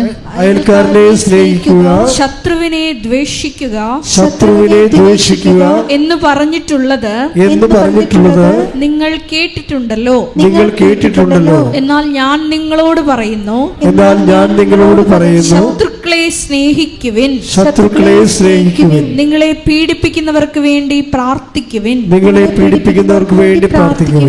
അങ്ങനെ നിങ്ങൾ നിങ്ങളുടെ സ്വർഗസ്ഥനായ പിതാവിന്റെ മക്കളായി തീരും. ഇതിന് ഭയങ്കര ഗോസ്പൽ മെക്കാനിസമാണ്. ദൈവത്തിന്റെ ലക്ഷ്യം എന്താണ്? നിങ്ങളെ സ്വർഗസ്ഥനായ പിതാവിന്റെ മക്കളാക്കുകയാണ്. അല്ലാതെ അവരോട് ക്ഷമിച്ചിട്ട് നാണം കെടുക്കുക എന്നുള്ളതിനാണ് നിങ്ങൾ പ്രാധാന്യം കൊടുക്കുന്നത്, ഇല്ലേ? നമ്മളെ തന്തയ്ക്ക് വിളിച്ച് എൻ്റെ അടുത്ത് പോയി നമ്മൾ പിന്നെ അങ്ങോട്ട് ക്ഷമിക്കാനല്ല പറഞ്ഞിരിക്കണത്. അപ്പോൾ നമ്മൾ ഓർക്കുന്നത് എന്ത് പരിപാടി, അവൻ പിന്നെയും നമ്മൾ കളിയാക്കത്തില്ലേ? അപ്പോൾ നമ്മളെ മാനുഷികതയാണ് നമ്മൾ അവിടെ അഡ്രസ്സ് ചെയ്യണത്. ക്രിസ്തു നമ്മുടെ മാനുഷികത അല്ല അഡ്രസ്സ് ചെയ്യണത്. എന്താ പറയണത്? നിങ്ങളെ അങ്ങനെ ചെയ്താൽ നിങ്ങൾ ദൈവരാജ്യത്തിൻ്റെ മക്കളായി മാറുമെന്നാണ്.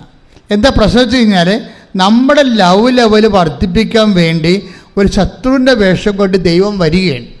ദൈവം തന്നെയാണത്, മനസ്സിലായില്ലേ? അത് വളരെ ശ്രദ്ധിച്ചാൽ മനസ്സിലാകും. ആധ്യാത്മിക ജ്ഞാനം വേണം ഈ വിഷയത്തിൽ. നമ്മളെ ദൈവപൈതലാക്കാൻ വേണ്ടി എന്താ ചെയ്തത്? ദൈവം എന്ത് വേഷം കെട്ടാനും തയ്യാറാണ്. അതിലൊരു വേഷമാണ് ശത്രുത എന്ന് പറയണത്. നിങ്ങൾ ചണ്ട കൂടുന്ന വേഷം, ചിലപ്പോൾ അതിൻ്റെ അകത്ത് ജ്ഞാനപരമുള്ളവൻ. അതുകൊണ്ടാണ് ക്രിസ്തു മിണ്ടാതിരിക്കും എപ്പോഴും, കുരിശിൽ പോരും. എന്താ കാര്യം? ഇതെല്ലാം പിതാവാണെന്ന് ഈശോയ്ക്ക് അറിയാമായിരുന്നു. ഈ കുരിശിലുള്ള പീഡകളെല്ലാം പിന്നിലെല്ലാം പിതാവിൻ്റെ പാപത്തിന് പരിഹാരം ചെയ്യാൻ തന്നോട് ആവശ്യപ്പെട്ടുകൊണ്ട് പിതാവിൻ്റെ അദൃശ്യമായ സാന്നിധ്യം ഇതിൻ്റെ പിന്നിലുള്ളത് കൊണ്ടാണ് അവൻ കൊല്ലാൻ പോകുന്ന കുഞ്ഞാടിനെ പോലെ മൗനനായിരുന്നത്. ശ്രദ്ധിക്കട്ടെ. ഹല്ലേലൂയ ഹല്ലേലൂയ ഹല്ലേലൂയ ഹല്ലേലൂയ. യേശുവേ നന്ദി. ഹല്ലേലൂയ ഹല്ലേലൂയ ഹല്ലേലൂയ ഹല്ലേലൂയ ഹല്ലേലൂയ ഹല്ലേലൂയ. പരിശുദ്ധ പരമ ദിവ്യകാരുണ്യത്തിന് ആരാധനയും സ്തുതിയും പുകഴ്ചയും ഉണ്ടായിരിക്കട്ടെ. എന്താണ് ഇങ്ങനെ പറയാൻ കാരണമെന്ന് ചോദിച്ചു കഴിഞ്ഞാൽ, അതിൻ്റെ കാരണം എന്താണ്? എനിക്ക് വിശന്നു, എനിക്ക് ദാഹിച്ചു, നിങ്ങളിലേക്ക് കുടിക്കാൻ തന്നു. അപ്പോൾ അവരോട് ചോദിക്കും, അവർ ഈശോയോട് ചോദിക്കും, നിന്നെ എപ്പോഴാണ് വിശക്കുന്നതിനെ കണ്ടത്? എൻ്റെ ഏറ്റവും എളിയവനിൽ നീ കൊടുത്തപ്പോൾ എനിക്ക് തന്നെയാണ് ചെയ്തു തന്നത്. അപ്പോൾ ഈ ശത്രുവിനെ നമ്മൾ സ്നേഹിക്കുമ്പോൾ ഈ ശത്രുതയല്ല ഏറ്റവും കൂടുതൽ എന്നെ ഹർട്ട് ചെയ്യണത്. അപ്പോൾ അതിനെ അതിലംഘിച്ചുകൊണ്ട് ഞാൻ ദൈവസ്നേഹം കൊടുക്കുമ്പോൾ ഞാൻ ദൈവപൈതലായിട്ട് ഗ്രേഡറ്റ് ചെയ്യുകയാണ്. എന്താ കാര്യം? നിത്യത കണ്ടുകൊണ്ടാണ് വചനങ്ങളെല്ലാം കഠിനമാക്കി വെച്ചിരിക്കുന്നത്. നിത്യതയുടെ ഒരു വാട്ടർ മാർക്ക് എല്ലാ വചനങ്ങളിലും ഉണ്ട്, പ്രത്യേകിച്ച് കടുപ്പമുള്ള വചനങ്ങളിൽ. വെളിപാട് 22:11. അനീതി ചെയ്തിരുന്നവൻ പറഞ്ഞേ, അനീതി ചെയ്തിരുന്നവൻ ഇനിയും അനീതി ചെയ്തു കൊള്ളട്ടെ. കൈയടിച്ച് ചെയ്തു കൊള്ളട്ടെ. എങ്ങനെയുണ്ട് പരിപാടി? കേട്ടോ കേട്ടോ കേട്ടോ. ബൈബിള് തീരാൻ പോകുകയാണ്. ലാസ്റ്റ് വാക്കുകളാണ്. എന്താണ്? അനീതി ചെയ്തിരുന്നവൻ ഇനിയും അനീതി ചെയ്തു കൊള്ളട്ടെ. പാപക്കറ പുരണ്ടവൻ ഇനിയും അങ്ങനെ തന്നെ കഴിഞ്ഞുകൊള്ളട്ടെ. നീതിമാൻ ഇനിയും നീതി പ്രവർത്തിക്കട്ടെ. വിശുദ്ധൻ ഇനിയും വിശുദ്ധീകരിക്കപ്പെടട്ടെ. ലാസ്റ്റ് സമയത്തിന്റെ അവസാനം ആരെയും മാനസാന്തരയ്ക്ക് വിളിക്കാത്ത ലോകത്തിലെ ഒരേ ഒരു പുസ്തകമാണ് ബൈബിൾ. എന്താ കാര്യം വെച്ച് കഴിഞ്ഞാൽ, കുറേ പേര് ബ്രാൻഡഡ് ആയിരിക്കുകയാണ്. അവൻ മാനസാന്തരപ്പെടാൻ ദൈവം ആഗ്രഹിക്കുന്നില്ല. കാര്യം അത് വരപ്രസാദമാണ്. മാനസാന്തരം ദൈവം നിങ്ങൾക്ക് നൽകുന്ന മനസ്സലിവാണ്. കഠിനമായ മനസ്സുള്ളവർ കഠിനമായിട്ട് തന്നെ പോകട്ടെ എന്ന് പറയും. കഠിനമല്ലാതെ മനസ്സലിവുള്ളവൻ മനസ്സലിവുള്ളവനായി നിൽക്കട്ടെ, ഇനി സമയമില്ലെന്ന് പറയും. എല്ലാ മനുഷ്യരുടെ മുന്നിൽ ഈ സമയമില്ലാത്തൊരു സമയം വന്നിട്ട് പറയും, don't repeat, don't contrite, don't have contrition, don't repent. എന്നെയും നിൻ്റെയും മുഖത്ത് നോക്കി ദൈവം എന്നെങ്കിലും ഇനി മാനസാന്തരപ്പെടണമെന്ന് പറഞ്ഞാൽ ഒരു തീരുമാനമാകും. അപ്പോഴേ ഇതൊരു സമയമാണ്. മാനസാന്തരം ഒരു സമയമാണ്. ഹൃദയത്തിൻ്റെ അലിവ് ഞാൻ എപ്പോഴും ഓർക്കുകയും ഒരു ലേവ്യ പുരോഹിതൻ ബൈബിൾ കഥ പറയുമ്പോൾ കർത്താവ് അതിൻ്റെ അകത്ത് ഞാൻ പറഞ്ഞില്ലേ നിത്യതയുടെ വാട്ടർ മാർക്ക് തന്നെ വെക്കുക. നിത്യതയുടെ ഒരു ജലമുദ്ര വെച്ചിട്ടാണ് ബൈബിൾ ചെയ്തിരിക്കുന്നത്. ഇപ്പോൾ ഓരോ കഥ പറയുമ്പോഴും അതിൻ്റെ അകത്ത് ഈ നിത്യതയുടെ വാട്ടർ മാർക്ക് കാണാം. എന്താ പറയണത്? ഒരു മനുഷ്യൻ ചോദിച്ചു, നിത്യജീവൻ പ്രാപിക്കാൻ ഞാൻ എന്ത് ചെയ്യണം? അപ്പോൾ ഈശോ പറഞ്ഞു, നിയമത്തിൽ എന്താണ് എഴുതിയിരിക്കണത്? അപ്പോൾ അവരെന്ത് പറയും? എല്ലാത്തിനേക്കാളും ഒരു ദൈവത്തെ സ്നേഹിക്കുക, നിന്നെപ്പോലും നിൻ്റെ അയൽക്കാരനെ സ്നേഹിക്കുക. എന്നാൽ നീ പോയി അതുപോലെ ചെയ്യുക. അപ്പം അവൻ ചോദിക്കും, തിരിച്ചു ചോദിക്കും, ആരാണ് എൻ്റെ അയൽക്കാരൻ? അപ്പോൾ ഈശോ പറയും, ഒരു മനുഷ്യൻ ജെറുസലേമിൽ നിന്ന് ജെറീക്കോയിലേക്ക് പോവുകയായിരുന്നു. കള്ളന്മാരുടെ കൈ അകപ്പെട്ടു. അവൻ്റെ വസ്തുവകൾ അടിച്ചു മാറ്റിയിട്ട് അവനെ മൃതപ്രായനായിട്ട് വഴി തള്ളി. ആ വഴിക്കൊരു ലവയം പോയി, ആ വഴിക്കൊരു പുരോഹിതൻ പോയി. രണ്ട് കക്ഷികളും അൾത്താരയുമായിട്ട് ബന്ധപ്പെട്ട പാർട്ടിയാണ്. ലേവായനായാലും ശരി, അവരിൽ നിന്നാണ് പുരോഹിതനുണ്ടാകുന്നത്. അപ്പോൾ ഈ കർത്താവിനോട് അടുത്ത ശുശ്രൂഷ ചെയ്യുന്ന രണ്ട് കക്ഷികളെ ഈശോ കഥയിൽ കൊണ്ടുവരികയാണ്. എന്നിട്ട് കർത്താവുമായിട്ട് ഒരു അടുപ്പമില്ലാത്ത ഒരു സമറിയാക്കാരനെ കൊണ്ടുവരും. വ്യത്യാസം എന്താണെന്ന് ചോദിച്ചു കഴിഞ്ഞാൽ, ഈ രണ്ട് കക്ഷികളും എണ്ണയുമായിട്ട് കൈകാര്യം ചെയ്യുന്ന ആൾക്കാരാണ്. പുരോഹിതൻ എണ്ണയുമായിട്ട് കൈകാര്യം ചെയ്യുന്ന സദോക്ക് പുരോഹിതനാണ്. സോളമനെ എണ്ണ ഒഴിച്ച് വാഴിച്ച ആളാണ്. പുരോഹിതന് എണ്ണ കൈകാര്യം ചെയ്യേണ്ട ആളാണ്. ലേവ്യ പുരോഹിതനും എണ്ണ കൈകാര്യം ചെയ്യുന്ന ആളാണ്. പക്ഷേ ഈ രണ്ട് കക്ഷികളുടെ എണ്ണയില്ല. ഇനി ദൈവവുമായിട്ട് ബന്ധമില്ലാത്തൊരു മനുഷ്യന് എണ്ണയും കൊണ്ട് വരുന്നുണ്ട്. അവൻ്റെ പേരെന്താണ്? സമറിയക്കാരൻ. അവനിവനെ കണ്ടു, അടുത്ത് ചെന്നു എന്ന് ബൈബിൾ എന്നിട്ട് പറയും, അവൻ്റെ മനസ്സലിഞ്ഞു വന്നു. ശ്രദ്ധിക്കട്ടെ.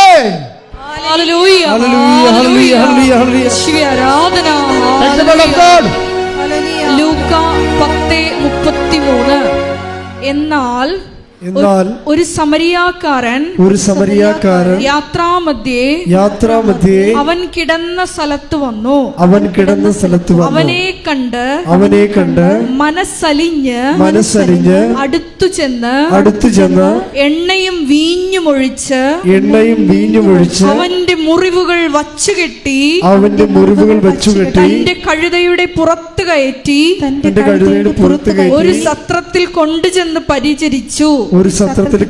പരിചരിച്ചു. എൻ്റെ മക്കളെ, ഉടമ്പടി എടുത്തുകൊണ്ട് നിങ്ങൾ രോഗികളെ കാണുന്നു, പക്ഷെ മനസ്സറിയാതെ കാണാൻ പറ്റും. മനസ്സിലായില്ല? ഈ ഉടമ്പടി എടുത്തുകൊണ്ട് നിങ്ങൾ രോഗികളെ കാണുന്നു, അതുപോലെ തന്നെ ഓർഫണേജിൽ പോകുന്നു, വൃദ്ധസദനത്തിൽ പോകുന്നു, അവിടെ ഉടുപ്പലക്കുന്നു. പക്ഷേ എങ്ങനെയെങ്കിലും ദൈവം ഒന്ന് പ്രസാദിച്ച് എനിക്ക് ആ PR ഒന്ന് കിട്ടിയാൽ മതി. അതാണ് വിഷയം. അതിനകത്ത് വരുന്ന വിഷയം ഇതാണ്. പക്ഷെ അതിന് വേണ്ട കണ്ടന്റ് എന്താണ്? ഈ മനസ്സലിവാണ്. പ്രാർത്ഥിക്കുക, കർത്താവേ എനിക്ക് ഉടമ്പടി പ്രകാരം ദൈവസ്നേഹത്തോടെ എല്ലാ ദീനക്കാരിലും അങ്ങേ കാണുമ്പോൾ മനസ്സലിയാൻ എന്നെ സഹായിക്കണം. മനസ്സലിവ് ആദ്യം ഉണ്ടായത് ആർക്കാണ്? ഈശോയ്ക്കാണ്. Take the bed of food. ജനത്തെക്കൂട്ടത്തെ കണ്ടപ്പോൾ അതിന് അനുകമ്പ തോന്നി. ശ്രദ്ധിക്കട്ടെ. ഹല്ലേലൂയ, ഹല്ലേലൂയ, ഹല്ലേലൂയ, ഹല്ലേലൂയ. യേശുവേ ആരാധന, ആരാധന, ആരാധന. യേശുവേ മഹത്വം. ഹല്ലേലൂയ, ഹല്ലേലൂയ. മത്തായി 9:36. ജനക്കൂട്ടങ്ങളെ കണ്ടപ്പോൾ യേശുവിന് അവരുടെ മേൽ അനുകമ്പ തോന്നി. പിന്നെ പ്രശ്നം വെച്ച് കഴിഞ്ഞാൽ ഈ അനുകമ്പ, മനസ്സലിവ്, ഒരു സൽപ്രവൃത്തിയെ ക്രിസ്തുവിൻ്റെ കൃപാപര പ്രവൃത്തിയാക്കി മാറ്റുന്നത് ക്രിസ്തുവിൻ്റെ മനസ്സിൻ്റെ നിലവാരം സ്വീകരിക്കുമ്പോഴാണ്. അപ്പോൾ മാത്രമേ താഴെ വരാൻ പറ്റത്തുള്ള. മനസ്സിലായില്ലേ? ഒരു സൽപ്രവൃത്തിയെ കൃപാപര പ്രവൃത്തി ആക്കണത്, അത് ചെയ്യുമ്പോൾ ക്രിസ്തുവിൻ്റെ മനസ്സിൻ്റെ നിലവാരത്തിലേക്ക് നമ്മുടെ മനസ്സ് നിലവാരപ്പെടുമ്പോഴാണ് ശരിക്കും. അപ്പം അതറിയണമെങ്കിലേ എന്ത് ചെയ്താലും, ഇപ്പം ഞാൻ നിങ്ങളെ പത്രവും കൊടുത്ത് വിടും, ഭയങ്കര ഓരോരുത്തർ പറയും. അതായത് ലോകം മുഴുവൻ സുവിശേഷം ക്രിസ്തുവിനെ കൈമാറുന്ന സഭയിലെ ഏറ്റവും വലിയ ഒരു സംരംഭമാണിത്. ഇത് വെറുതെ കിട്ടിയൊന്നുമല്ല. 4 വയസ്സ് മുതൽ ഈ കക്ഷിയുടെ പുറകെ നടന്ന് കിട്ടിയതാ. എങ്ങനെയാണ് ദൈവമേ സുവിശേഷ വേല ചെയ്യേണ്ടത്? അതിന് പട്ടക്കാരനായ പറ്റുമെന്ന് എനിക്കൊരു ബോധം ഉണ്ടായിരുന്നു 10ാം ക്ലാസ്സിലേക്ക് പഠിക്കുമ്പോഴൊക്കെ.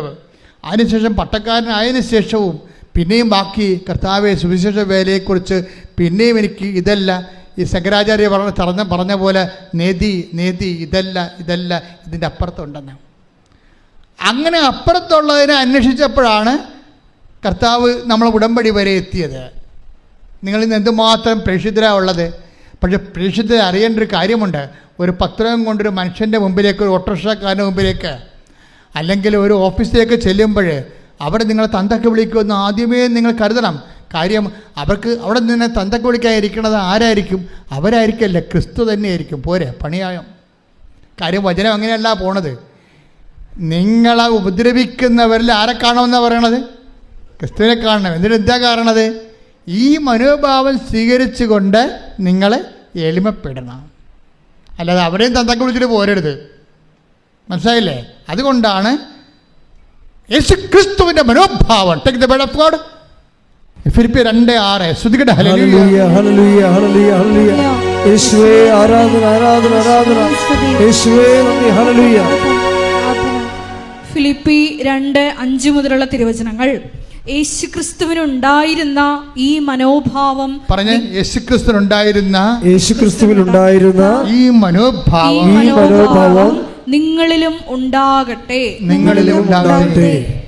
ദൈവത്തിന്റെ രൂപത്തിലായിരുന്നെങ്കിൽ അവൻ ദൈവവുമായുള്ള സമാനത നിലനിർത്തേണ്ട ഒരു കാര്യമായി പരിഗണിച്ചില്ല. തന്നെ തന്നെ ശൂന്യനാക്കിക്കൊണ്ട് ദാസന്റെ രൂപം സ്വീകരിച്ച് മനുഷ്യരുടെ സാദൃശ്യത്തിൽ ആയിത്തീർന്ന് ആകൃതിയിൽ മനുഷ്യനെ പോലെ കാണപ്പെട്ടു. ഈ ആകൃതിയും മനുഷ്യനെ പോലെ ആയി കാണപ്പെട്ടു എന്നുള്ള മനുഷ്യാവതാരം തുടരുകയാണ്. എന്താ കാര്യം? പല മനുഷ്യന്മാരും നമ്മളോട് ക്രിസ്തുവിൽ വളരൂ എന്ന് പറഞ്ഞുകൊണ്ട് നമ്മളെ പീഡിപ്പിക്കുകയും ഞെരിക്കുകയും ചെയ്യും. അപ്പോൾ എന്ത് ചെയ്യണമെന്നാണ് പറയണത്? ബുദ്ധിയും ബോധമുള്ളവൻ ആഹ്ലാദിച്ചുല്ലസിക്കുവൻ. എന്താ കാര്യം? സ്വർഗ്ഗത്തിൽ നിങ്ങൾക്കുള്ള പ്രതിഫലം വലുതായിരിക്കും. ശ്രുതികട്ടെ. ഹല്ലേലൂയ. Take the word of God. ഹല്ലേലൂയ ഹല്ലേലൂയ ഹല്ലേലൂയ ഹല്ലേലൂയ. യേശുവേ ഹല്ലേലൂയ. ലുക്ക 6:35. എന്നാൽ നിങ്ങൾ ശത്രുക്കളെ സ്നേഹിക്കുവിൻ. തിരിച്ചു കിട്ടും എന്ന് പ്രതീക്ഷിക്കാതെ മറ്റുള്ളവർക്ക് നന്മ ചെയ്യുകയും വായ്പ കൊടുക്കുകയും ചെയ്യുവിൻ. അപ്പോൾ നിങ്ങളുടെ പ്രതിഫലം വലുതായിരിക്കും.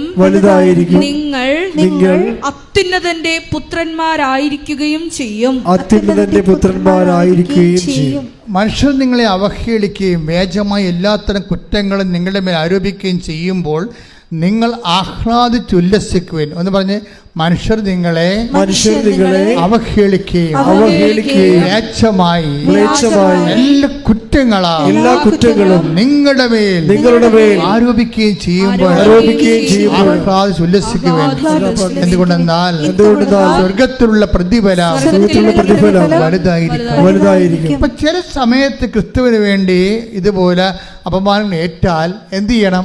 നമ്മൾ വിഷമിച്ച് വീട്ടിൽ പോരെന്നല്ല പറയണത്, ആഹ്ലാദിച്ച് ഉല്ലസിക്കണം. എന്താ കാര്യം? സ്വർഗത്തിൽ പറഞ്ഞ് നിങ്ങൾക്കുള്ള പ്രതിഫലം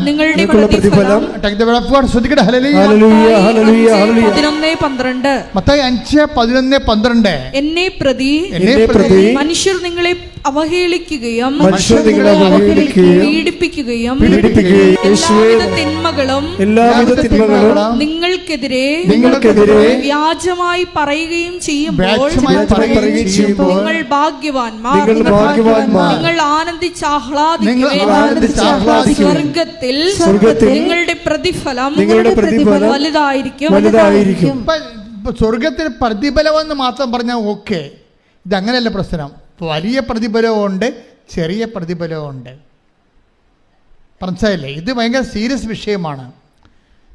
അതായത് ഓരോ വ്യക്തികൾക്കും അവരുടെ അധ്വാനത്തിന് ആനുപേക്ഷികമായ പ്രതിഫലമാണ് ലഭിക്കുന്നത്. അപ്പം അതിൻ്റെ അകത്ത് വലിയ പ്രതിഫലമുണ്ട്. ഞാൻ എപ്പോഴും നിങ്ങളോട് പറയും, സൂര്യനുണ്ട്, ചന്ദ്രനുണ്ട്, നക്ഷത്രങ്ങളുണ്ടെന്ന് പറഞ്ഞില്ലേ?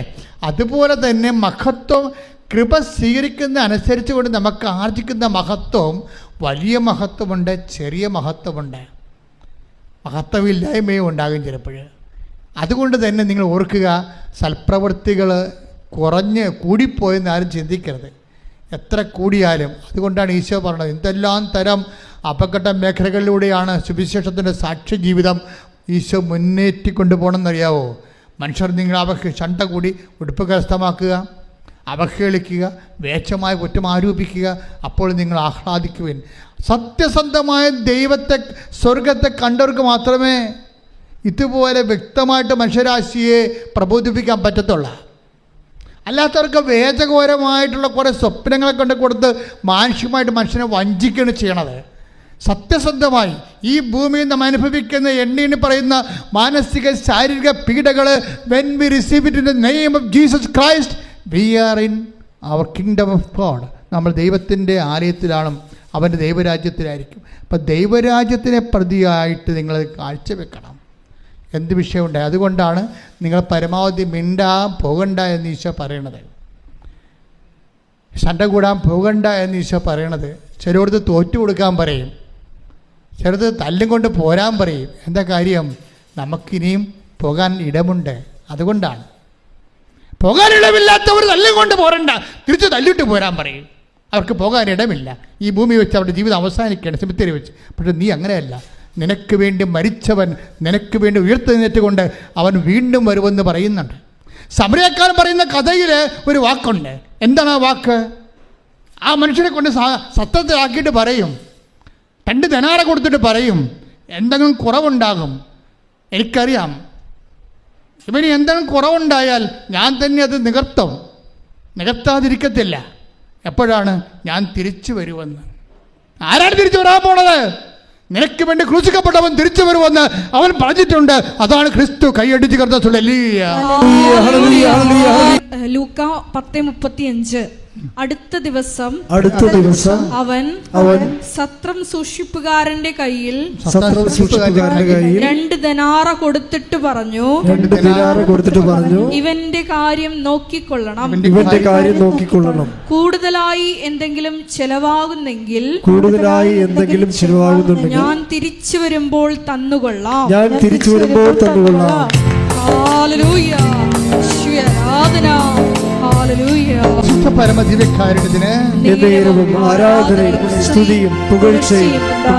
ഈ സമരിയക്കാരൻ ആരാണെന്ന് ചോദിച്ചാൽ നമുക്കറിയാം.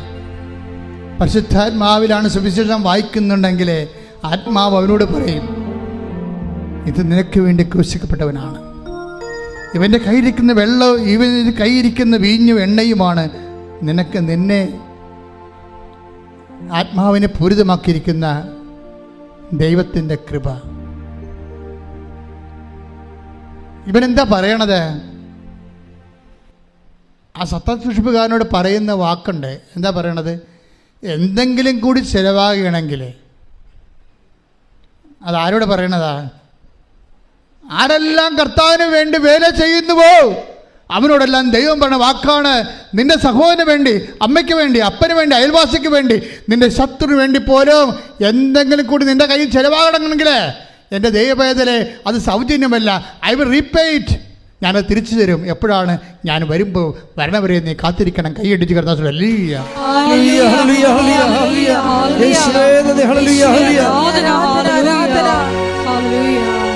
നിത്യതയിൽ അവസാനം ഈശോ വരുന്നത് വരാണ് ആ വിഷയം. നമ്മളെല്ലാം ഈ സൽപ്രവൃത്തികളും കൃപാവര പ്രവൃത്തികളും ചെയ്യണത് എന്തുകൊണ്ടാണ്? അവൻ മഹത്വരാജനായി വീണ്ടും വരുമ്പോൾ അവൻ്റെ കൂടെ അവൻ്റെ സൂര്യശോഭയിലേക്ക് പ്രവേശിച്ചുകൊണ്ട് മഹത്വത്തിൻ്റെ സ്വർഗീയ വിരുന്നിലെ, സ്വർഗീയ ജെറുസലേമിലെ മണവാളിൻ്റെ കൂടെ സഭയാകുന്ന മണവാട്ടി നിത്യമായ ബാങ്കറ്റ് ആൻഡ് ഫീസ്റ്റിൻ്റെ സെലിബ്രേഷൻസിന് വേണ്ടി നമ്മൾ നമ്മുടെ ജീവിതത്തെ ഒരുക്കിയാണ്. കൈയിടിച്ച് കർത്താവ്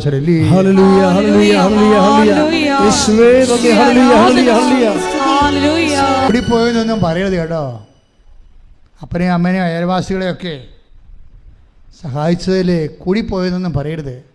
കൂടിപ്പോയാൽ, എന്തെങ്കിലും കൂടുതൽ ചിലവായാൽ എന്താണ്? ഞാൻ തിരിച്ചു വരുമ്പോഴേ അത് നിത്യതയ്ക്ക് വേണ്ടിയുള്ള നിക്ഷേപമാണ്. കൈയടിച്ച് കർത്താവ് ഹല്ലേലൂയ, ഹല്ലേലൂയ, ഹല്ലേലൂയ, യേശുവേ, ഹല്ലേലൂയ.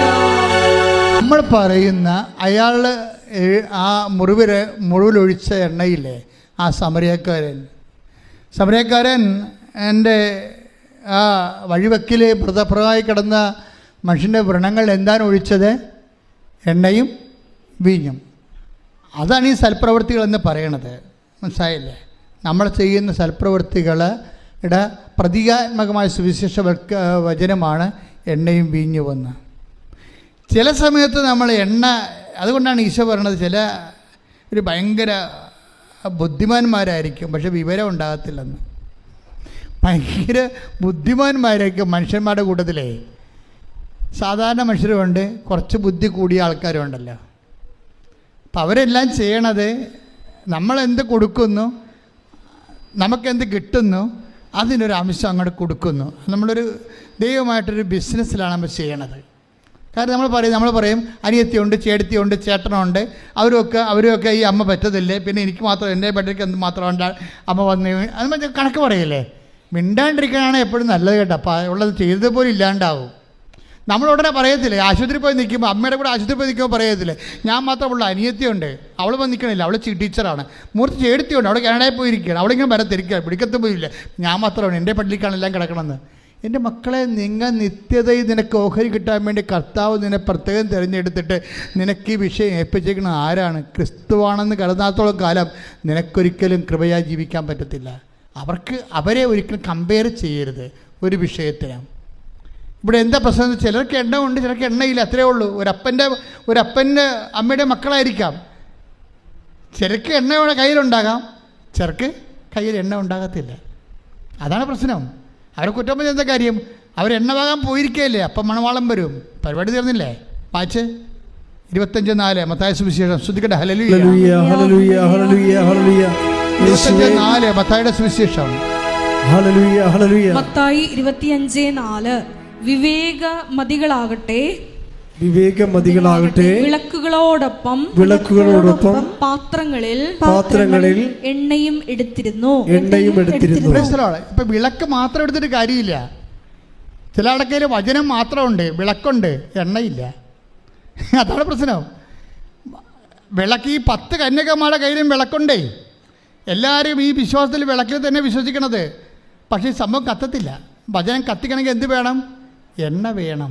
അതിനെന്ത് വേണം? മനസ്സലിവ് വേണം. മറ്റാൾ എണ്ണ പെരട്ടിയതിന് മുമ്പ് ഒരു സംഭവം ഉണ്ടായി. അയാൾക്ക് സമരക്കാർ എണ്ണ പെട്ടുന്ന മുമ്പ് എന്താ സംഭവിച്ചത്? മനസ്സലിഞ്ഞ്. അല്ല, ജോസഫ് ചമ്മതിയിട്ടല്ല എണ്ണ പെരട്ടിയത്. നിങ്ങൾ പല ആൾക്കാർ എണ്ണ പെട്ടണ ഉടമ്പടി എടുത്തതുകൊണ്ടാണ് സൽപ്രവൃത്തി കാണിക്കണത്.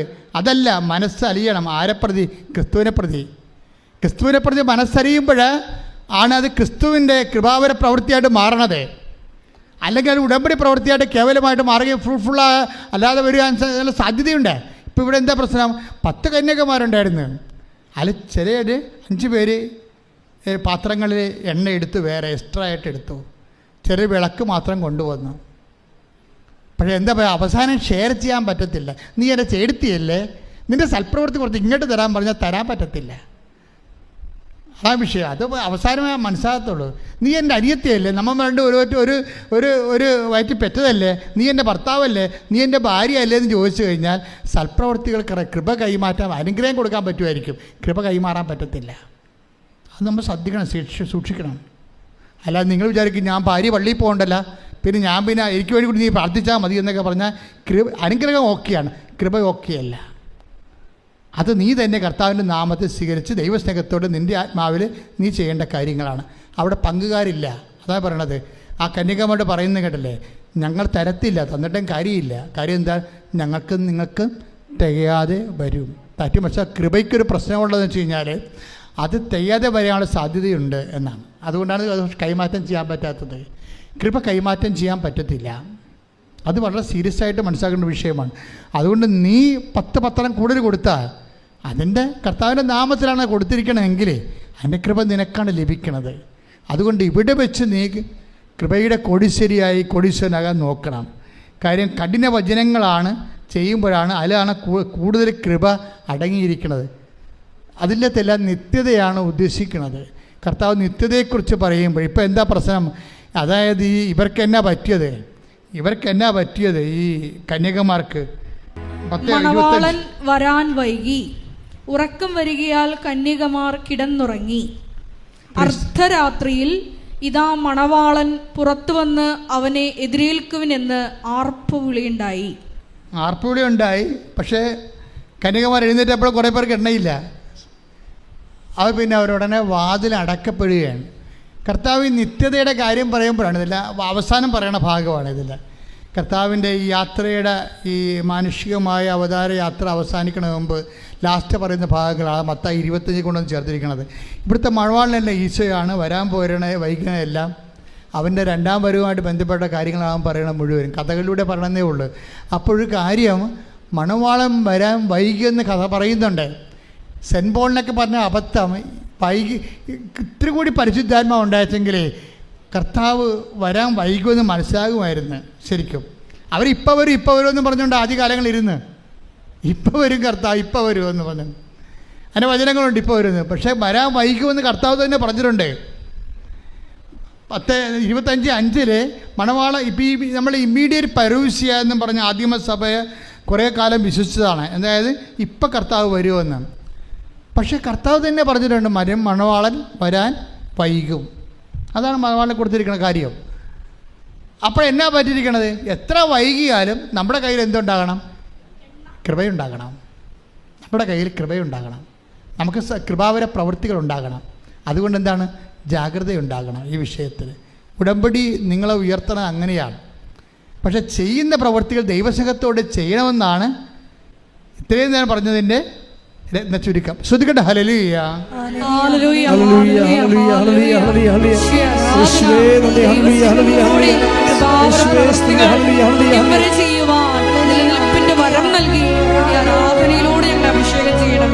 ഈ സമയം ഒരു വല്ലാത്ത സമയമാണ്. കർത്താവിൻ്റെ കൃപ അനേക മക്കളിലേക്ക്, എല്ലാം രാജ്യങ്ങളിലേക്കും കർത്താവ് തന്നെ വിളിച്ചപേക്ഷിക്കുന്നവരെ സഹായിക്കുന്ന കൃപയാണ്.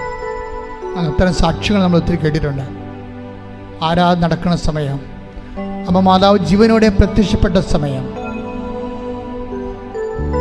ദുരന്തം ഉണ്ടാകാൻ പോകുന്ന പ്രാർത്ഥിക്കണമെന്ന് പറഞ്ഞ സമയം, ജീവിത ദുരന്തങ്ങൾക്കെല്ലാം പ്രതിവിധി പ്രാർത്ഥനയാണെന്ന് നമ്മൾ പറഞ്ഞത് പരിശുദ്ധ അമ്മയാണ്. അമ്മ മാതാവിൻ്റെ പ്രത്യക്ഷീകരണത്തിൻ്റെ അടയാളമായിട്ടാണ് നമുക്ക് ഉടമ്പടി പ്രാർത്ഥന ദൈവം നൽകിയത്. അതാണ് നമ്മൾ ജീവിക്കുന്നത് ഇപ്പോഴേ. ഉടമ്പടി ഒരു പ്രവർത്തനം മാത്രമല്ല, ഒരു ജീവിതമാണ്. കർത്താവേ, നിന്റെ മക്കൾക്ക് വേണ്ടി ഞാൻ പ്രാർത്ഥിക്കണം. ഈശോ ശ്രദ്ധിക്കട്ടെ. ഹല്ലേലൂയ, ഹല്ലേലൂയ. കർത്താവേ, നിന്റെ മക്കൾക്ക് വേണ്ടി പ്രാർത്ഥിക്കുന്നു. കർത്താവേ, നിന്റെ വിശുദ്ധ പൗരോഹിത്യത്തെ മഹത്വപ്പെടുത്തണം.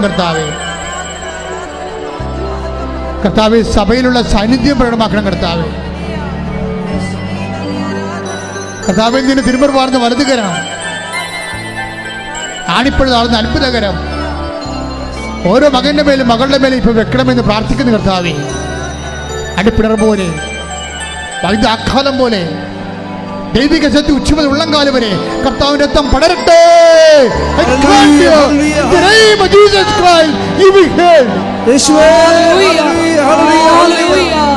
എന്റെ പ്രിയപ്പെട്ടവരെ, ഒരു മകനെപ്പോലും മകളെപ്പോലും തന്നെ വിളിച്ചപേക്ഷിക്കുന്ന, നാമം വിളിച്ചപേക്ഷിക്കുന്ന ഒരു മകനെപ്പോലും കർത്താവ് ഒഴിവാക്കത്തില്ല. നിങ്ങൾ ധൈര്യമായിട്ട് രോഗമുള്ള ഇടത്ത് കൈകൾ വെച്ചുകൊണ്ട് പ്രാർത്ഥിക്കട്ടെ. ശ്രുതിക്കട്ടെ.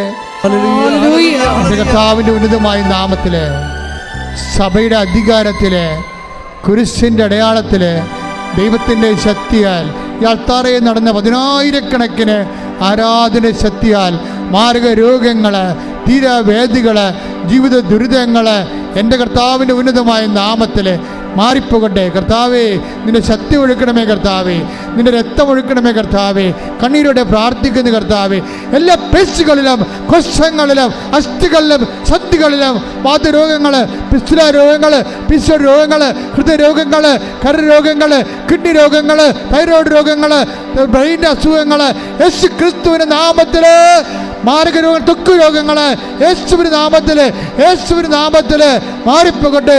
ശ്രദ്ധിക്കട്ടെ. ഹല്ലേലൂയ, ഹല്ലേലൂയ, ഹല്ലേലൂയ, ഹല്ലേലൂയ. യേശുവേ, ഹല്ലേലൂയ, ഹല്ലേലൂയ. ഹല്ലേലൂയ. പരമദിവ്യകാരുണ്യത്തിന് എന്നേരവും ആരാധനയും സ്തുതിയും സ്വർഗ്ഗത്തിലെ പുകഴ്ചയും പരിശുദ്ധ പരമദിവ്യകാരുണ്യത്തിന് എന്നേരവും ആരാധനയും സ്തുതിയും പുകഴ്ചയും ഉണ്ടായിരിക്കട്ടെ. പരമദിവ്യകാരുണ്യത്തിന് എന്നേരവും ആരാധനയും സ്തുതിയും പുകഴ്ചയും ഉണ്ടായിരിക്കട്ടെ. അടുപ്പിണറിൻ്റെ സൗഖ്യത്തിൻ്റെ സമയമാണിത്. ദൈവികമായ കൃപ നമ്മളിലെ ഓളം മുട്ടുന്ന സമയമാണിത്. കർത്താവ് ഒരു മനുഷ്യനെ പോലും കണ്ണീരോടെ വരും കൈയോടെ പറഞ്ഞു വിടത്തില്ല. അവർ കണ്ണുനീരോടെയാണ് വരുന്നത്. ഞാൻ അവരെ ആശ്വസിപ്പിച്ച് പറഞ്ഞേക്കുമെന്ന് പറഞ്ഞത് ദൈവത്തിൻ്റെ വചനമാണെങ്കിൽ ആകാശം മാറിയാലും ഭൂമി മാറിയാലും മാറാത്ത വചനം ഇപ്പോൾ നിന്നെ ആശ്വസിപ്പിക്കുന്ന സമയമാണ്. ശ്രദ്ധിക്കട്ടെ. കൈകൾ കൂപ്പിക്കൊണ്ട് കർത്താവിനെ തന്നെ നോക്കിക്കൊണ്ട് പ്രാർത്ഥിക്കാം. ഇപ്പോൾ നമ്മൾ പ്രാർത്ഥിക്കാൻ പോകുന്ന വിഷയങ്ങൾ: വിവാഹം ഒത്തുവരാത്ത മക്കൾ.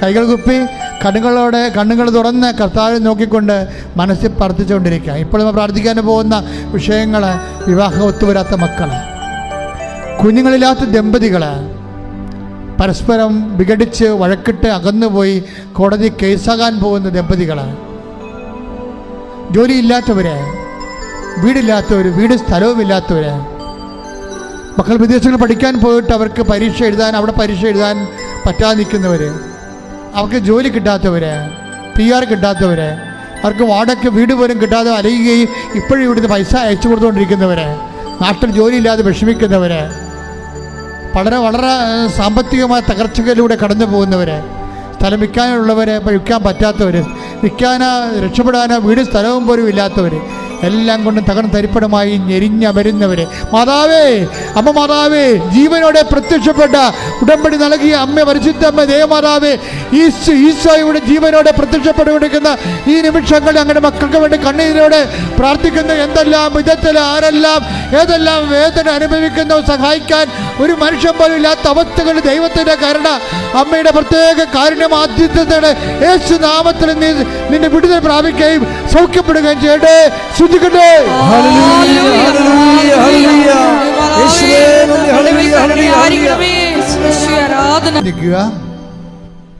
മൗനപ്രാർത്ഥനയുടെ സമയമാണ്.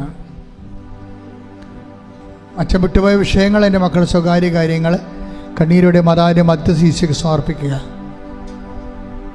ഓൺലൈനിലുള്ളവർ ഇപ്പോഴത് തന്നെയാണ് പ്രാർത്ഥിക്കേണ്ടത്.